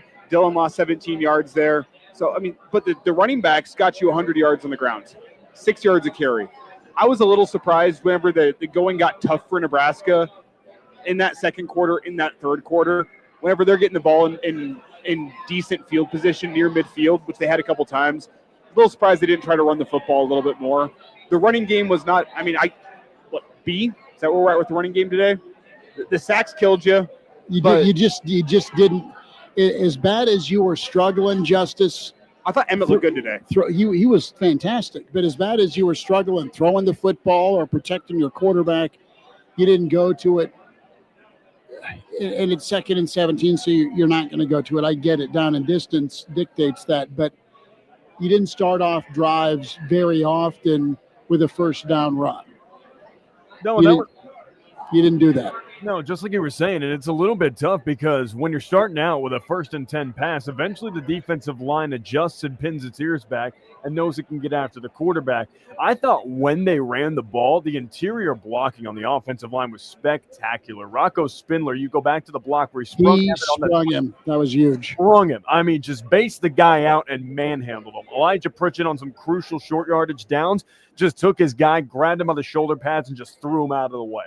I mean, at points it was physical domination in the run game, and they let those guys get downhill, even in the short passing game, when they let Justin Evans get out and spring like Bill was talking about, when he gets out and makes that incredibly athletic play from the center position, and he goes out and springs Isaiah Hunter for a 59-yard touchdown in the short passing game, an extension of the run game if you would. But especially in that downhill running game, I thought when they went between the tackles, it was there today. They were able to get it going. Now if they could add that outside zone element, I think that there would be a little bit more trust from an offensive play calling perspective. But it was much more positive running between the tackles today, which was a concern after Michigan last week. Let me ask you this. We were talking about, and it kind of goes to Game Dog's comment here, the defense, it didn't feel like the bar tab should have been 27 for them. How about the fact that, I mean, I've kind of bitched and moaned here for an hour and a half about the offense and the inconsistency, and they put up 38. You couldn't dream of 38. They put up 31. Your special teams got you 7. But you still put up 30. Yeah. You still got to the 30 number. Yeah. So let's talk beer half full, half empty.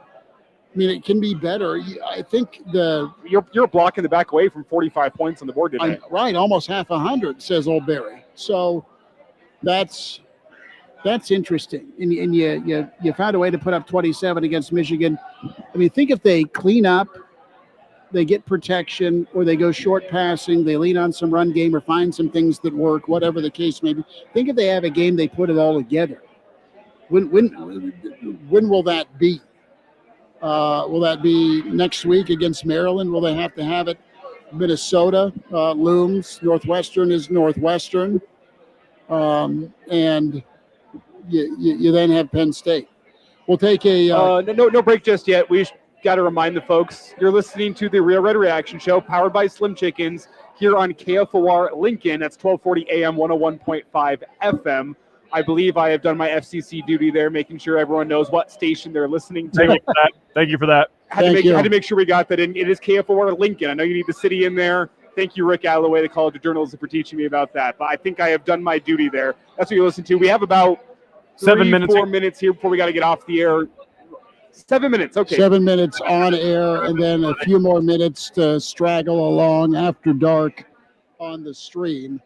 But, yeah, we got to keep telling you that it is Real Red Reaction here on KFOR, powered by Slim Chickens. 3 locations for you. I know there's folks out there driving home like, man, I'm hungry. I don't want to make myself food at home. You're in the back seat. You got your DD. You're buzzed out of your mind. How about some wings and tenders? Yes, give me both. Chicken and waffles? I need a chicken and waffle. Fried pickles? Tell me more.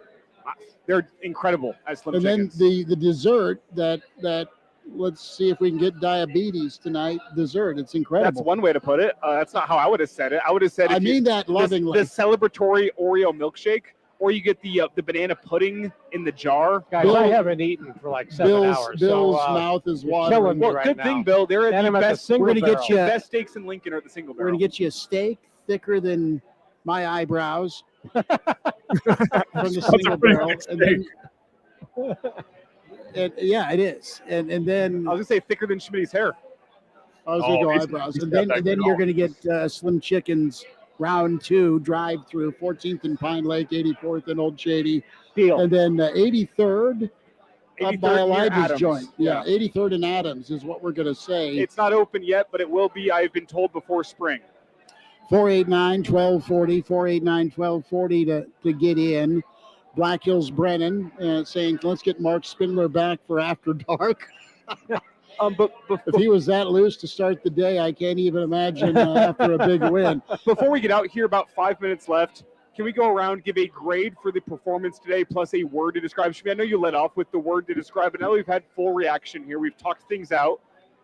A grade and a word. Had some therapy. It's been therapy, yes. I'm going to give Nebraska a B. They get a B grade.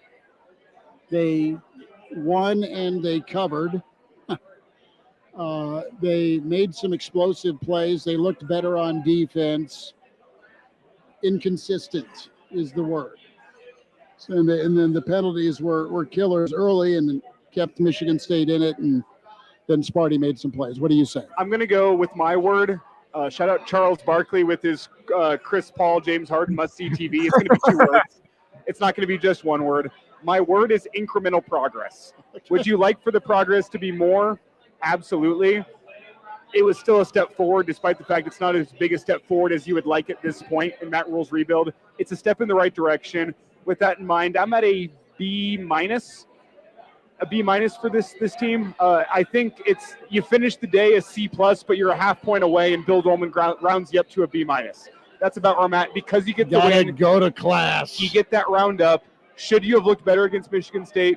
Absolutely. At the end of the day, it's a win. It's a step in the right direction because you're able to overcome that momentum factor midway through that game that previous Husker teams would have folded under that kind of pressure when the juice leaves Memorial Stadium. It's a step in the right direction, not as big as you'd like. Incremental progress with the B minus. Bill, what say you? Well, if you've been in my classes, you know you can't spell Justice Rhodey without an F. But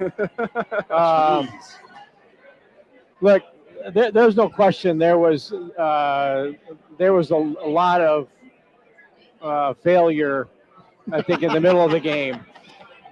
But I mean, Nebraska jumps out to the one. I kept thinking, what if?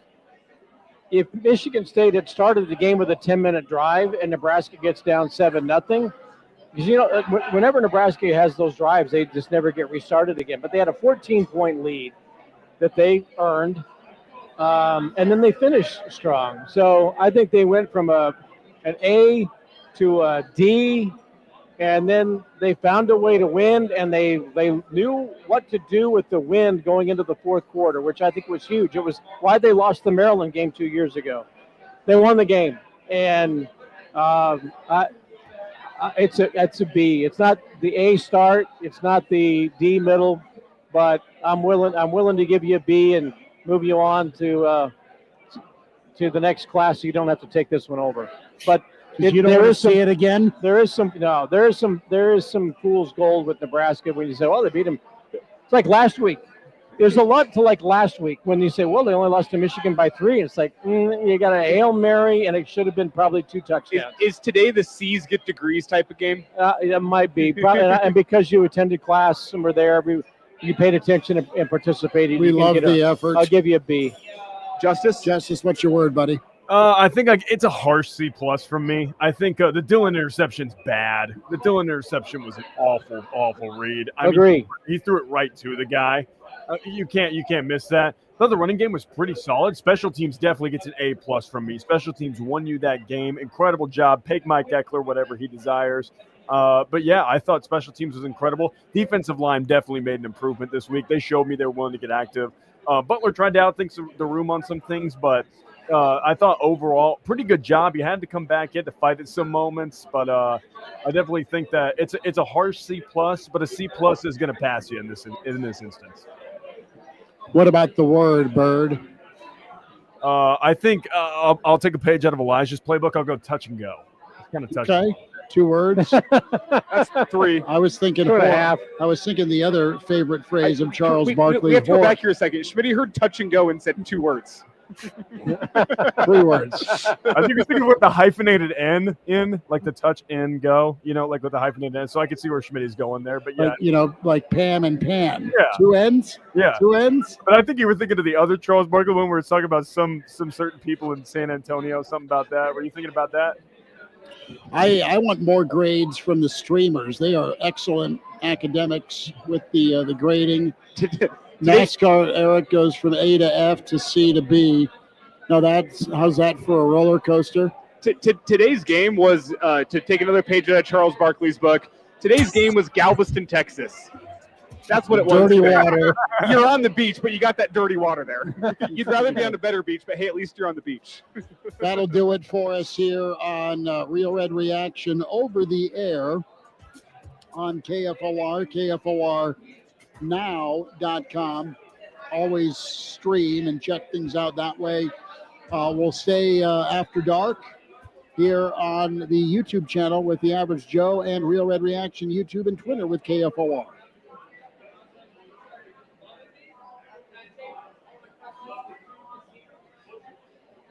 And we keep it live here on the stream. We can cuss now, right? Let's kidding. not roll. I did have to use the delay dump button, unfortunately. You used that delay 3 times today with Spindler. And once on you. And once on you. Oh. You said the B word. You slipped a little B word in there. Oh, you dumped me for that? Mm-hmm. Okay. That one's on the line. It's gray area. Better to be safe than sorry. Thank you. You weren't referring to a female dog, so no.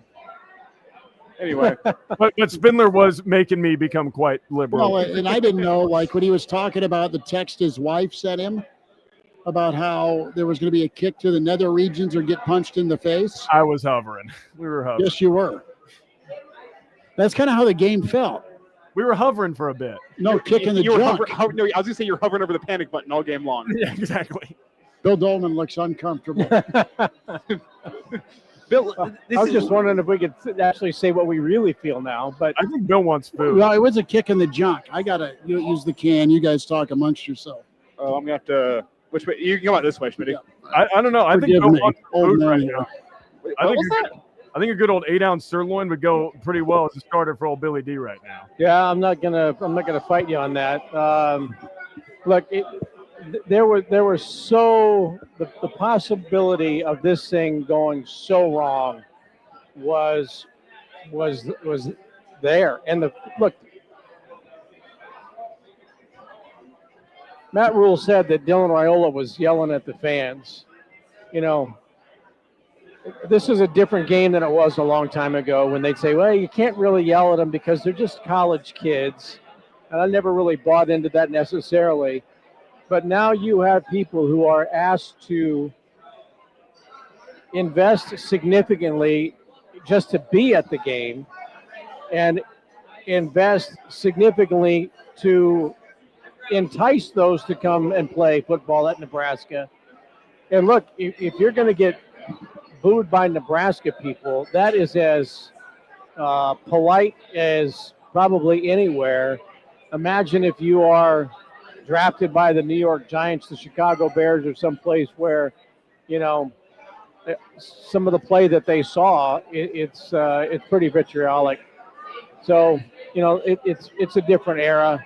You got to toughen up, and for a guy like Dylan Raiola, who is going to go play in the NFL someday and make, I shouldn't say significantly more money than he's making right now, because I understand he's making, you know, some okay coin, but you better get used to it.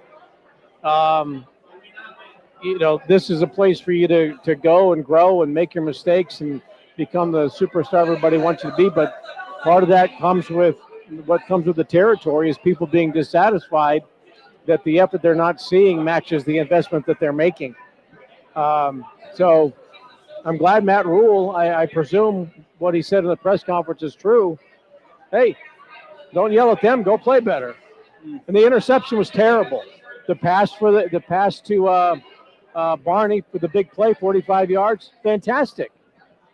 But that interception was more, to me, that was more than just one bad play. I think that was a cumulative moment of bad things had been happening, and there was nerves and bad decision making, and it wasn't just one bad play.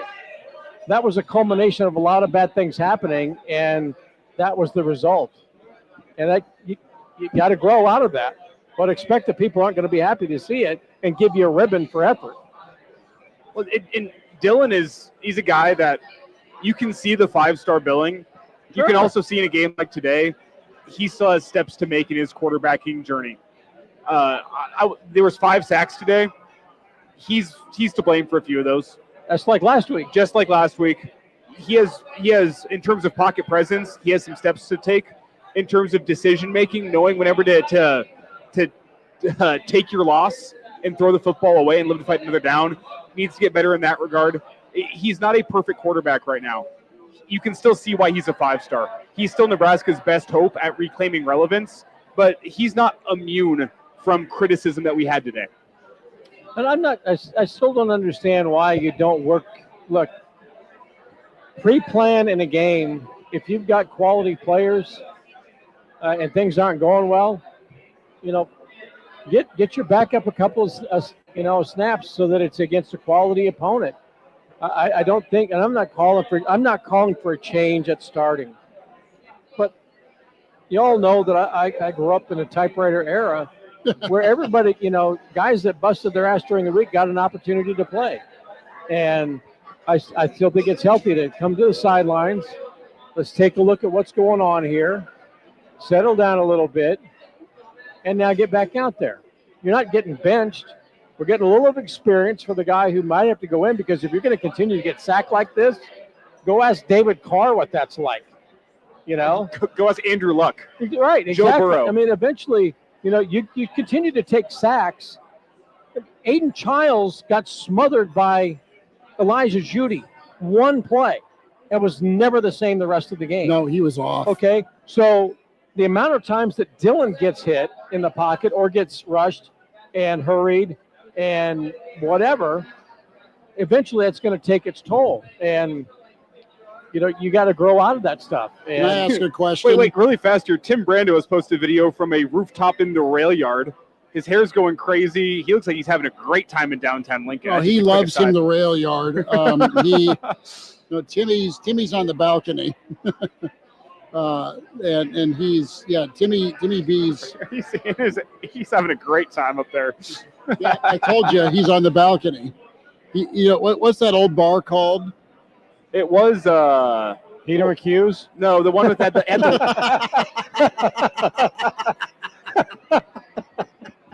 Well, it had like the whole light wall up top. It closed probably 5-6 years ago. What was it? Shoot. Start with that doesn't matter. Yeah, no, but we'd all been up there at one time or another. But Timmy loves him the rail yard. And it was good to have him on this week. Appreciate him. But that's hilarious. Post that again. I mean, the place is. There's Devin Gardner, still screaming at the memory of Randy Gregory. His hair going crazy. Oh, completely. I mean, I went, as Cranack put it, I went hurricane force with the spray tonight. I mean, it's helmet time, baby. But Nebraska making plays here, talking paychecks here from Tuck. No drinks for Bill tonight. AZ Husker with a theory that Rule is afraid Latif is better. I mean, that's why I said you can see whenever Dylan Raiola takes the field, you can see the 5-star talent. He's just not a perfect quarterback right now. He has steps to make in his quarterback development. Well, his offense too. I talk about the pocket presence, the willingness to throw the football away, having that internal clock. I'll also say there has to be times when Dylan Raiola, and maybe today wasn't the day to do it because of the wins you were facing, Dylan Raiola needs to go trust his wide receivers to go win 50-50 balls at times. That's going to open up the offense. If you get single coverage on the outside and the defense has to be scared that you're going to toss it up to a Dane Key or an Isaiah Hunter, and you can have trust your wide receivers can go make a play. 2 targets, 0 catches, Dane Key. Limited in Big Ten play, to put it nicely. There has to be a time whenever you can say, hey, 3rd down and 7 here. Dana loves calling screens on 3rd and long. It's the expected play to make, not a bad play call. It's pretty typical. There has to be times whenever the defense has to be worried that if we go single coverage here on Dane Key on the outside, Dylan's going to put one up for grabs and he's going to make a play, or an Isaiah Hunter is going to go make a play. It's another thing I like to see from Dylan. I'm not sure if he doesn't want to hurt his completion percentage, if he's too scared of making a turnover-worthy play that can change the game. I don't know what it is. I would love to see Dylan just say, you know what, I trust my receiver more than I trust your defensive back. My guy's going to go make a play. You see the quarterbacks, the top level of the game in the NFL, go trust their wide receiver to go make a play. I've seen enough from Nebraska's wide receivers. If you get one-on-one coverage on the outside, I want to see those guys go make a play because I think there's probably a 60% chance that they're going to go make that play. Here's my real question. If there's a drink in a dark room tonight between older brother and little brother, how's that conversation going about the O-line play? Uncle, O-line play, nephew, and I mean, I'm half joking, I'm half not. Because Dylan, gets batted around, and Papa loves his boy, which we all do. We love our kids if we have them, and it's just not what it needs to be on the offensive line. We're going to have that conversation starting next week at left guard. It's Romanick Diola. He comes from. You might have a Spark Mindler on the other side of the line. You better watch out. He'll find a way to get some eligibility. And watch Dana call the run. Why do these guys look like they play at BYU? Yeah. So old. Yeah. Aside from the minivan and family size. Does a 21-year-old have male pattern baldness? I will give. The elements were a factor today. I will give them that, but they can't be an excuse. Yes. It can be a reason why you called certain plays when you called them, but it can't be an excuse. Well, we couldn't throw it in the wind. Again, the 45-yarder was into the wind. And every now and then, Michigan State uncorked one long. Hey, Michigan State's last drive with their backup quarterback was into the wind the whole way. Wasn't an issue. Yeah. Here's the thing. If you know there's wind to worry about, and it could be problematic for the guy's completion percentage. Wouldn't you give your running backs more than 16 carries? His brand, his whatever it is, yes, you give them more than 16 carries, unless to your soul you don't believe they can run power football. It's got to be gimmicky. It's got to be countery. I don't care how you get it done, but give them the opportunity to get it done. Unless there's an agenda here. Is there an agenda and it's a domino. You have a 5-star that kind of relaunches your program. Great. We smiled about the quarterback room with Latif. We like the kid from Mount Carmel that won in a shootout last night. So I get that you need a difference maker at quarterback, but it can't come at the expense of, and it hasn't from a win standpoint. You found a way to win, but it's just it's been too choppy offensively. Part of me wonders, Mark Spindler got into this pregame. Part of me wonders with Dana what his willingness to make deviations from his game plan is during the game. I think you stepped into this football game looking at Michigan State secondary and their pass rush and saying our best chance to win this football game is going to be throwing the football around. And it's supposed to be without the conditions. And it's supposed to be if you have time to protect. I wonder about Dana, the ability to say, hey, I loved my game plan that we worked up all week, but it's halftime. Our offense is sputtering. It's not working. We need to make some adjustments. I wonder if that's the style of coach that he is. Now, I wouldn't say stubborn, but there has to be a time where you sit there and you check out what's been happening with your offense for a quarter and a half, and you have to say, man, I got to think of something on the fly. I think Dana is one of those coaches that lives in the film room, that is completely over-prepared when he goes into a football game. He is ready for his offense, but I wonder if he has that ability midway through the third to say, despite what my game plan was all week long, I need to make a change. And it's not stubbornness. It's more about preparedness isn't the word. It's the word is. Here's what it is. It's, and maybe stubbornness is the wrong word, but I think he thinks they are able to do X, Y, and Z, and it's not getting done, and it's probably driving him mad. I think he's more the type of offensive coordinator to make tweaks to his game plan as opposed to wholesale changes. Sure. That's the best. He's more than willing to make tweaks. We've seen that. We haven't seen a game plan from Dana where he makes wholesale changes because things aren't working. I guess folks can still call in technically. Yeah, they can. Yep, 489-1240, 489-1240. We'll go like, what, 10 more minutes here? Yep, 800-825-5865. So we'll take you till about 8:45 or so. What would it have been like tonight if Nebraska had lost? Dude, it's same song. Seriously, it's a sequel to a bad series of movies, and this would have killed the season. Yeah. I was listening to the Matt Rule press conference, and there was that's the way games are in the Big Ten. You're gonna have close ones, and look, there were a lot of close ones around the league today, and he's upsets. not wrong. He's not wrong, but sometimes I think there's an excuse that the coaches all get together and say, "Hey, make sure we tell everybody that every game is going to get close." That's the way you should expect it. Nebraska should have been in control of this game, but if they had, if Nebraska had lost this game, I just wonder what the tenor at that press conference would have been like, because there was a lot of things that they did in the last 2 weeks that were Michigan should have been more than just a 3-point loss, and this certainly could have been a loss the way things were going for the middle part of the game. But they won.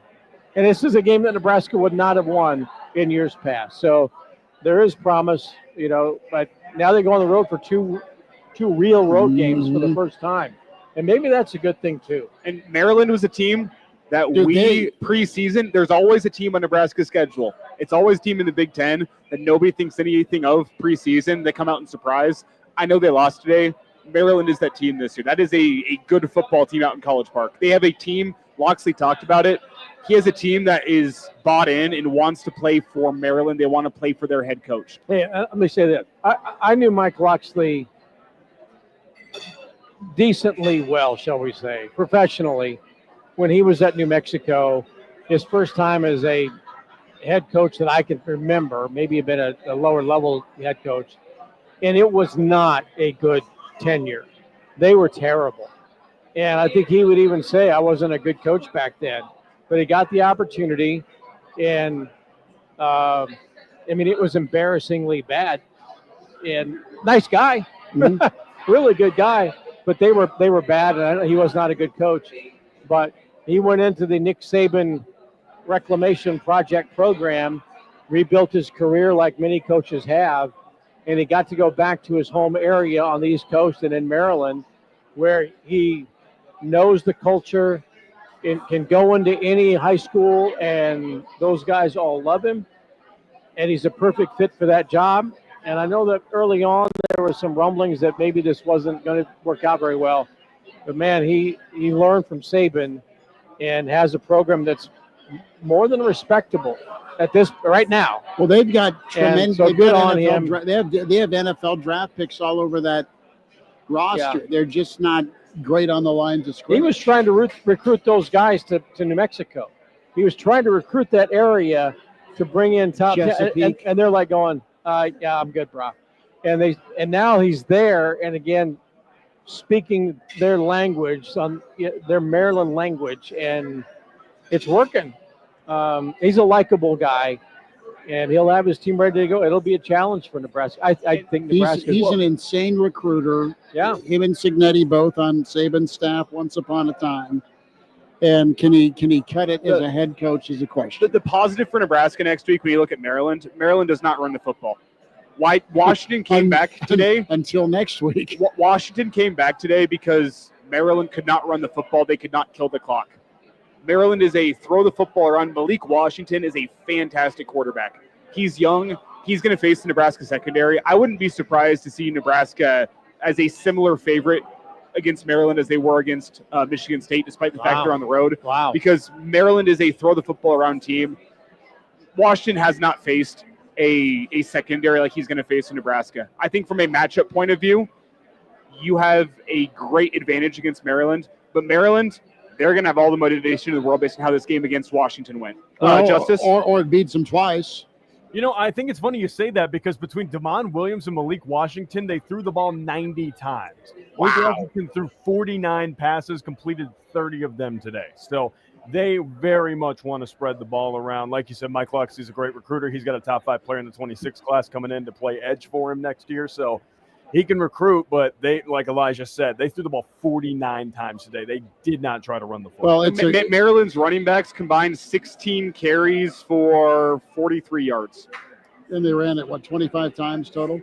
20 times total for 50 yards, whenever you include. There's 2 wide receivers got it, and Malik Washington had 2 carries. I really like what Nebraska's defense did. I mean, that was good sign so for next week. Yeah. Yes. Well, a shameless plug for the Sunday Live Average Joe Sports Show tomorrow morning, 10:30 on your Average Joe Sports Show YouTube channel. Like and subscribe. Tell a buddy. Find us on Twitter, AJ Sports Radio, AJ Sports Pod. And reminder to you, we'll be ready to rock and roll. I think next Saturday's an early Average Joe. Yes. Saturday. That's a way early look. It's a way early look, 7:45-ish till 9:45. We'll re-air on KFOR radio at noon. And then we'll bring you Real Red Reaction after Nebraska and Maryland. I'll be on site for Nebraska, Minnesota at the Graduate in Minneapolis, just across from the stadium. Sorry, you can't go. That's okay. Junior's rolling with me. Oh, nice. Junior, I asked him, and I showed Elijah this text. I asked Junior, did you sneak your way in to the game again? Or, are you watching it on TV? And Junior hung out with the Clydesdales a little too long pre-gaming. By Clydesdales, are you not referring to the literal Clydesdales? Are you referring to cans of beer? Yes. Okay, yes. I assume so. Yeah. We all had game days like that back in our college days. He slurred the words "I'm hammered" while texting. What's great is that he turned 21 as soon as he entered college. So good on him. We gray shirted him a little bit so he could make a varsity team. Hey, some of us for the first 3 years of their college experience were from Missouri instead of from Lincoln, Nebraska. Carson went with Idaho. I'm not sure. I just knew Missouri was readily available. Okay. Yeah. I'm not going to tell you how I got into the zoo bar thanks to a friend of mine, but anyway. It's because you're Bill freaking Dolman. That's how you. Yeah. Even back then. Yeah. Billy. Yeah, they could tell something was happening. Billy you're from Fairbury? Right in the place, sir. Guys, final thoughts as we go around the horn here. Nebraska winner 38-27 over Michigan State. We got playoff baseball on. Go Mariners. I guess I shouldn't be shocked. I need to figure out what the heck happened because I'm watching that Maryland game. There's an injury. There's 7 minutes left in the third quarter, and it's 20-0. Yeah. There's a taunting penalty on third down that extended the drive. Horrible call. When it was, 20-3? And that was the sign of life. Right now, Miami up on Florida State 14-3. Ohio State plowing away to start the second half, hosting Minnesota. How about UCLA? 5-point win. They jumped all over Penn State. That's my final thought for today's game. It could be worse. You could be Penn State. Well, I think that's symbolic of what Rule's talking about. You can go lose a game any Saturday. Yeah, and James Franklin, I know his buyout's $48 million. That seat is as hot as it's ever been. Is it that high? It's $56 million. I thought it lowered down this season.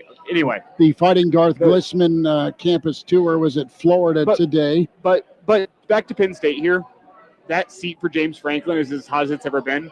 It's better to learn lessons in a win than in a loss. Penn State, back-to-back losses. They lose to an unranked foe for the first time since that 9 overtime game against Illinois way back when I think it was Bielema's first year.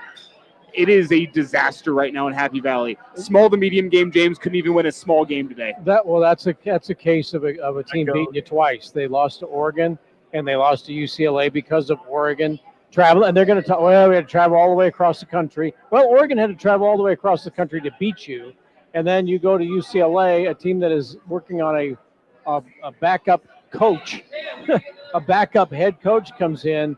I've said for a long time that you just got to break up and move on from each other. And I think you got to that's been the change your case. offensive style. I mean, you're asking Drew Aller at 6'5" to be an RPO quarterback. He has as many carries as Singleton does today. And Singleton and Allen combined for 20 total carries. No. Hey, and look, I think James Franklin is a great coach. My guess, instead of moving on to the next job, that he's probably going to be one of those coaches who ends up on Big Noon Kickoff for a year and then gets back into the game. I have a hard time believing he's going to be at Penn State next year. I'm with because you. because the fan base and the donors are really, really dissatisfied at this point. There are a lot of them wanted to break up a couple of years ago, and he could have probably had the pick of any job that he wanted. It was just time to break up. But these two losses with the team that people are saying, if you're ever going to win a national championship at Penn State, this was the team that was going to get it done. And you lose to Oregon, and then you're not going to the playoff now. You're out of that. And I just think he's probably going to be one of those guys that sits out and surveys the landscape to find out what's going to be available in 2027, and he'll reemerge then. But I think there's some toxicity to if he moves from Penn State to Auburn, something like that. I think he sits out. The question is what does Penn State do from here? You have to make that call to Cignetti. I don't think Cignetti leaves Indiana at this point in time. Why would you? I'm with you on that one. He might want to be the guy that says, "Screw it, I'm staying here. I'm going to build this up, and I'm going to be." And if I go 7-5, they're grateful for 7-5. And I know people have said here in the stream chat, Penn State might call Matt Rule. That's not the hire to make. Hey, I know he's an alum. Well, his best friend's the AD. You don't go from a guy who struggles against top 10 opposition to a guy who struggles against top 25 opposition. Yeah. It's as simple as that. I don't know what Penn State does, but I don't think James Franklin is the long-term solution. If they're smart, they figure out a way to finish at 9-3 and do nothing. Period. Unless you can get Urban. If they're smart, I mean, I don't think it comes down to if they're smart. It comes down to what does that Penn State team have from a want-to point of view the rest of the season. Maybe they steal Matt Patricia from Ohio State, who has rebuilt his resume and reputation. You could go get Chapel Bill. Do you call a different Bill? Do you call Bill O'Brien at Boston College and say, "Hey, you want to run it back, buddy"? I think that's a great call. I thought about that, but I don't know if awesome. Their fan base wouldn't love it, but it'd be a good hire. He hated his time at Penn State. He hated the Joe Boston horrible situation. No, he did, but he chose to take that so he could be a head coach and get away from Brady screaming at him on the sideline. But he wanted to get to the NFL. He couldn't stand the Paterno shadow cult. Probably is what he deemed it. The shadow's one thing. It's another thing having to put up with Joe's kid on staff or payroll or as a trustee, always jacking with him allegedly. Ken, I like Lane Kiffin. There's no way he leaves the South. Nope. Absolutely not. He's trying for the Bama job. Well, if he wants anything, it'll be Florida. Okay, now here's a take. Does Penn State go try to steal Brett Bielema? No, I mean Bielema's the only Big Ten gig he could leave for is Iowa, and I don't even think he'll do that. TJ Fleck, Penn State. There's no easy answer. I was just going to say, there's one Big Ten coach who's going to be throwing his resume around for another job. TJ Fleck. TJ Fleck. And he might work there. I think he'd kill it. I mean, PJ's a good coach. So that's the final thought here. At least we're not talking about new head coaches at Nebraska on a day like today. Nebraska gets the win. It's an incremental step forward in the right direction. Not as big as a step as you'd like, but Nebraska gets a victory in unsatisfying fashion. A victory in unsatisfying fashion is better than a loss in unsatisfying fashion. True. It's Elijah Herbal, Justice Rhodey, Chris Schmidt, And the Pride of Fairbury is Bill Dolman. Sunday Live, 10:30 tomorrow, YouTube. Big thanks to all of you for finding us on Real Red Reaction on KFOR, powered by Slim Chickens, 14th and Pine Lake, 84th at Old Shady, and soon to be up there on 84th and Adams-ish area.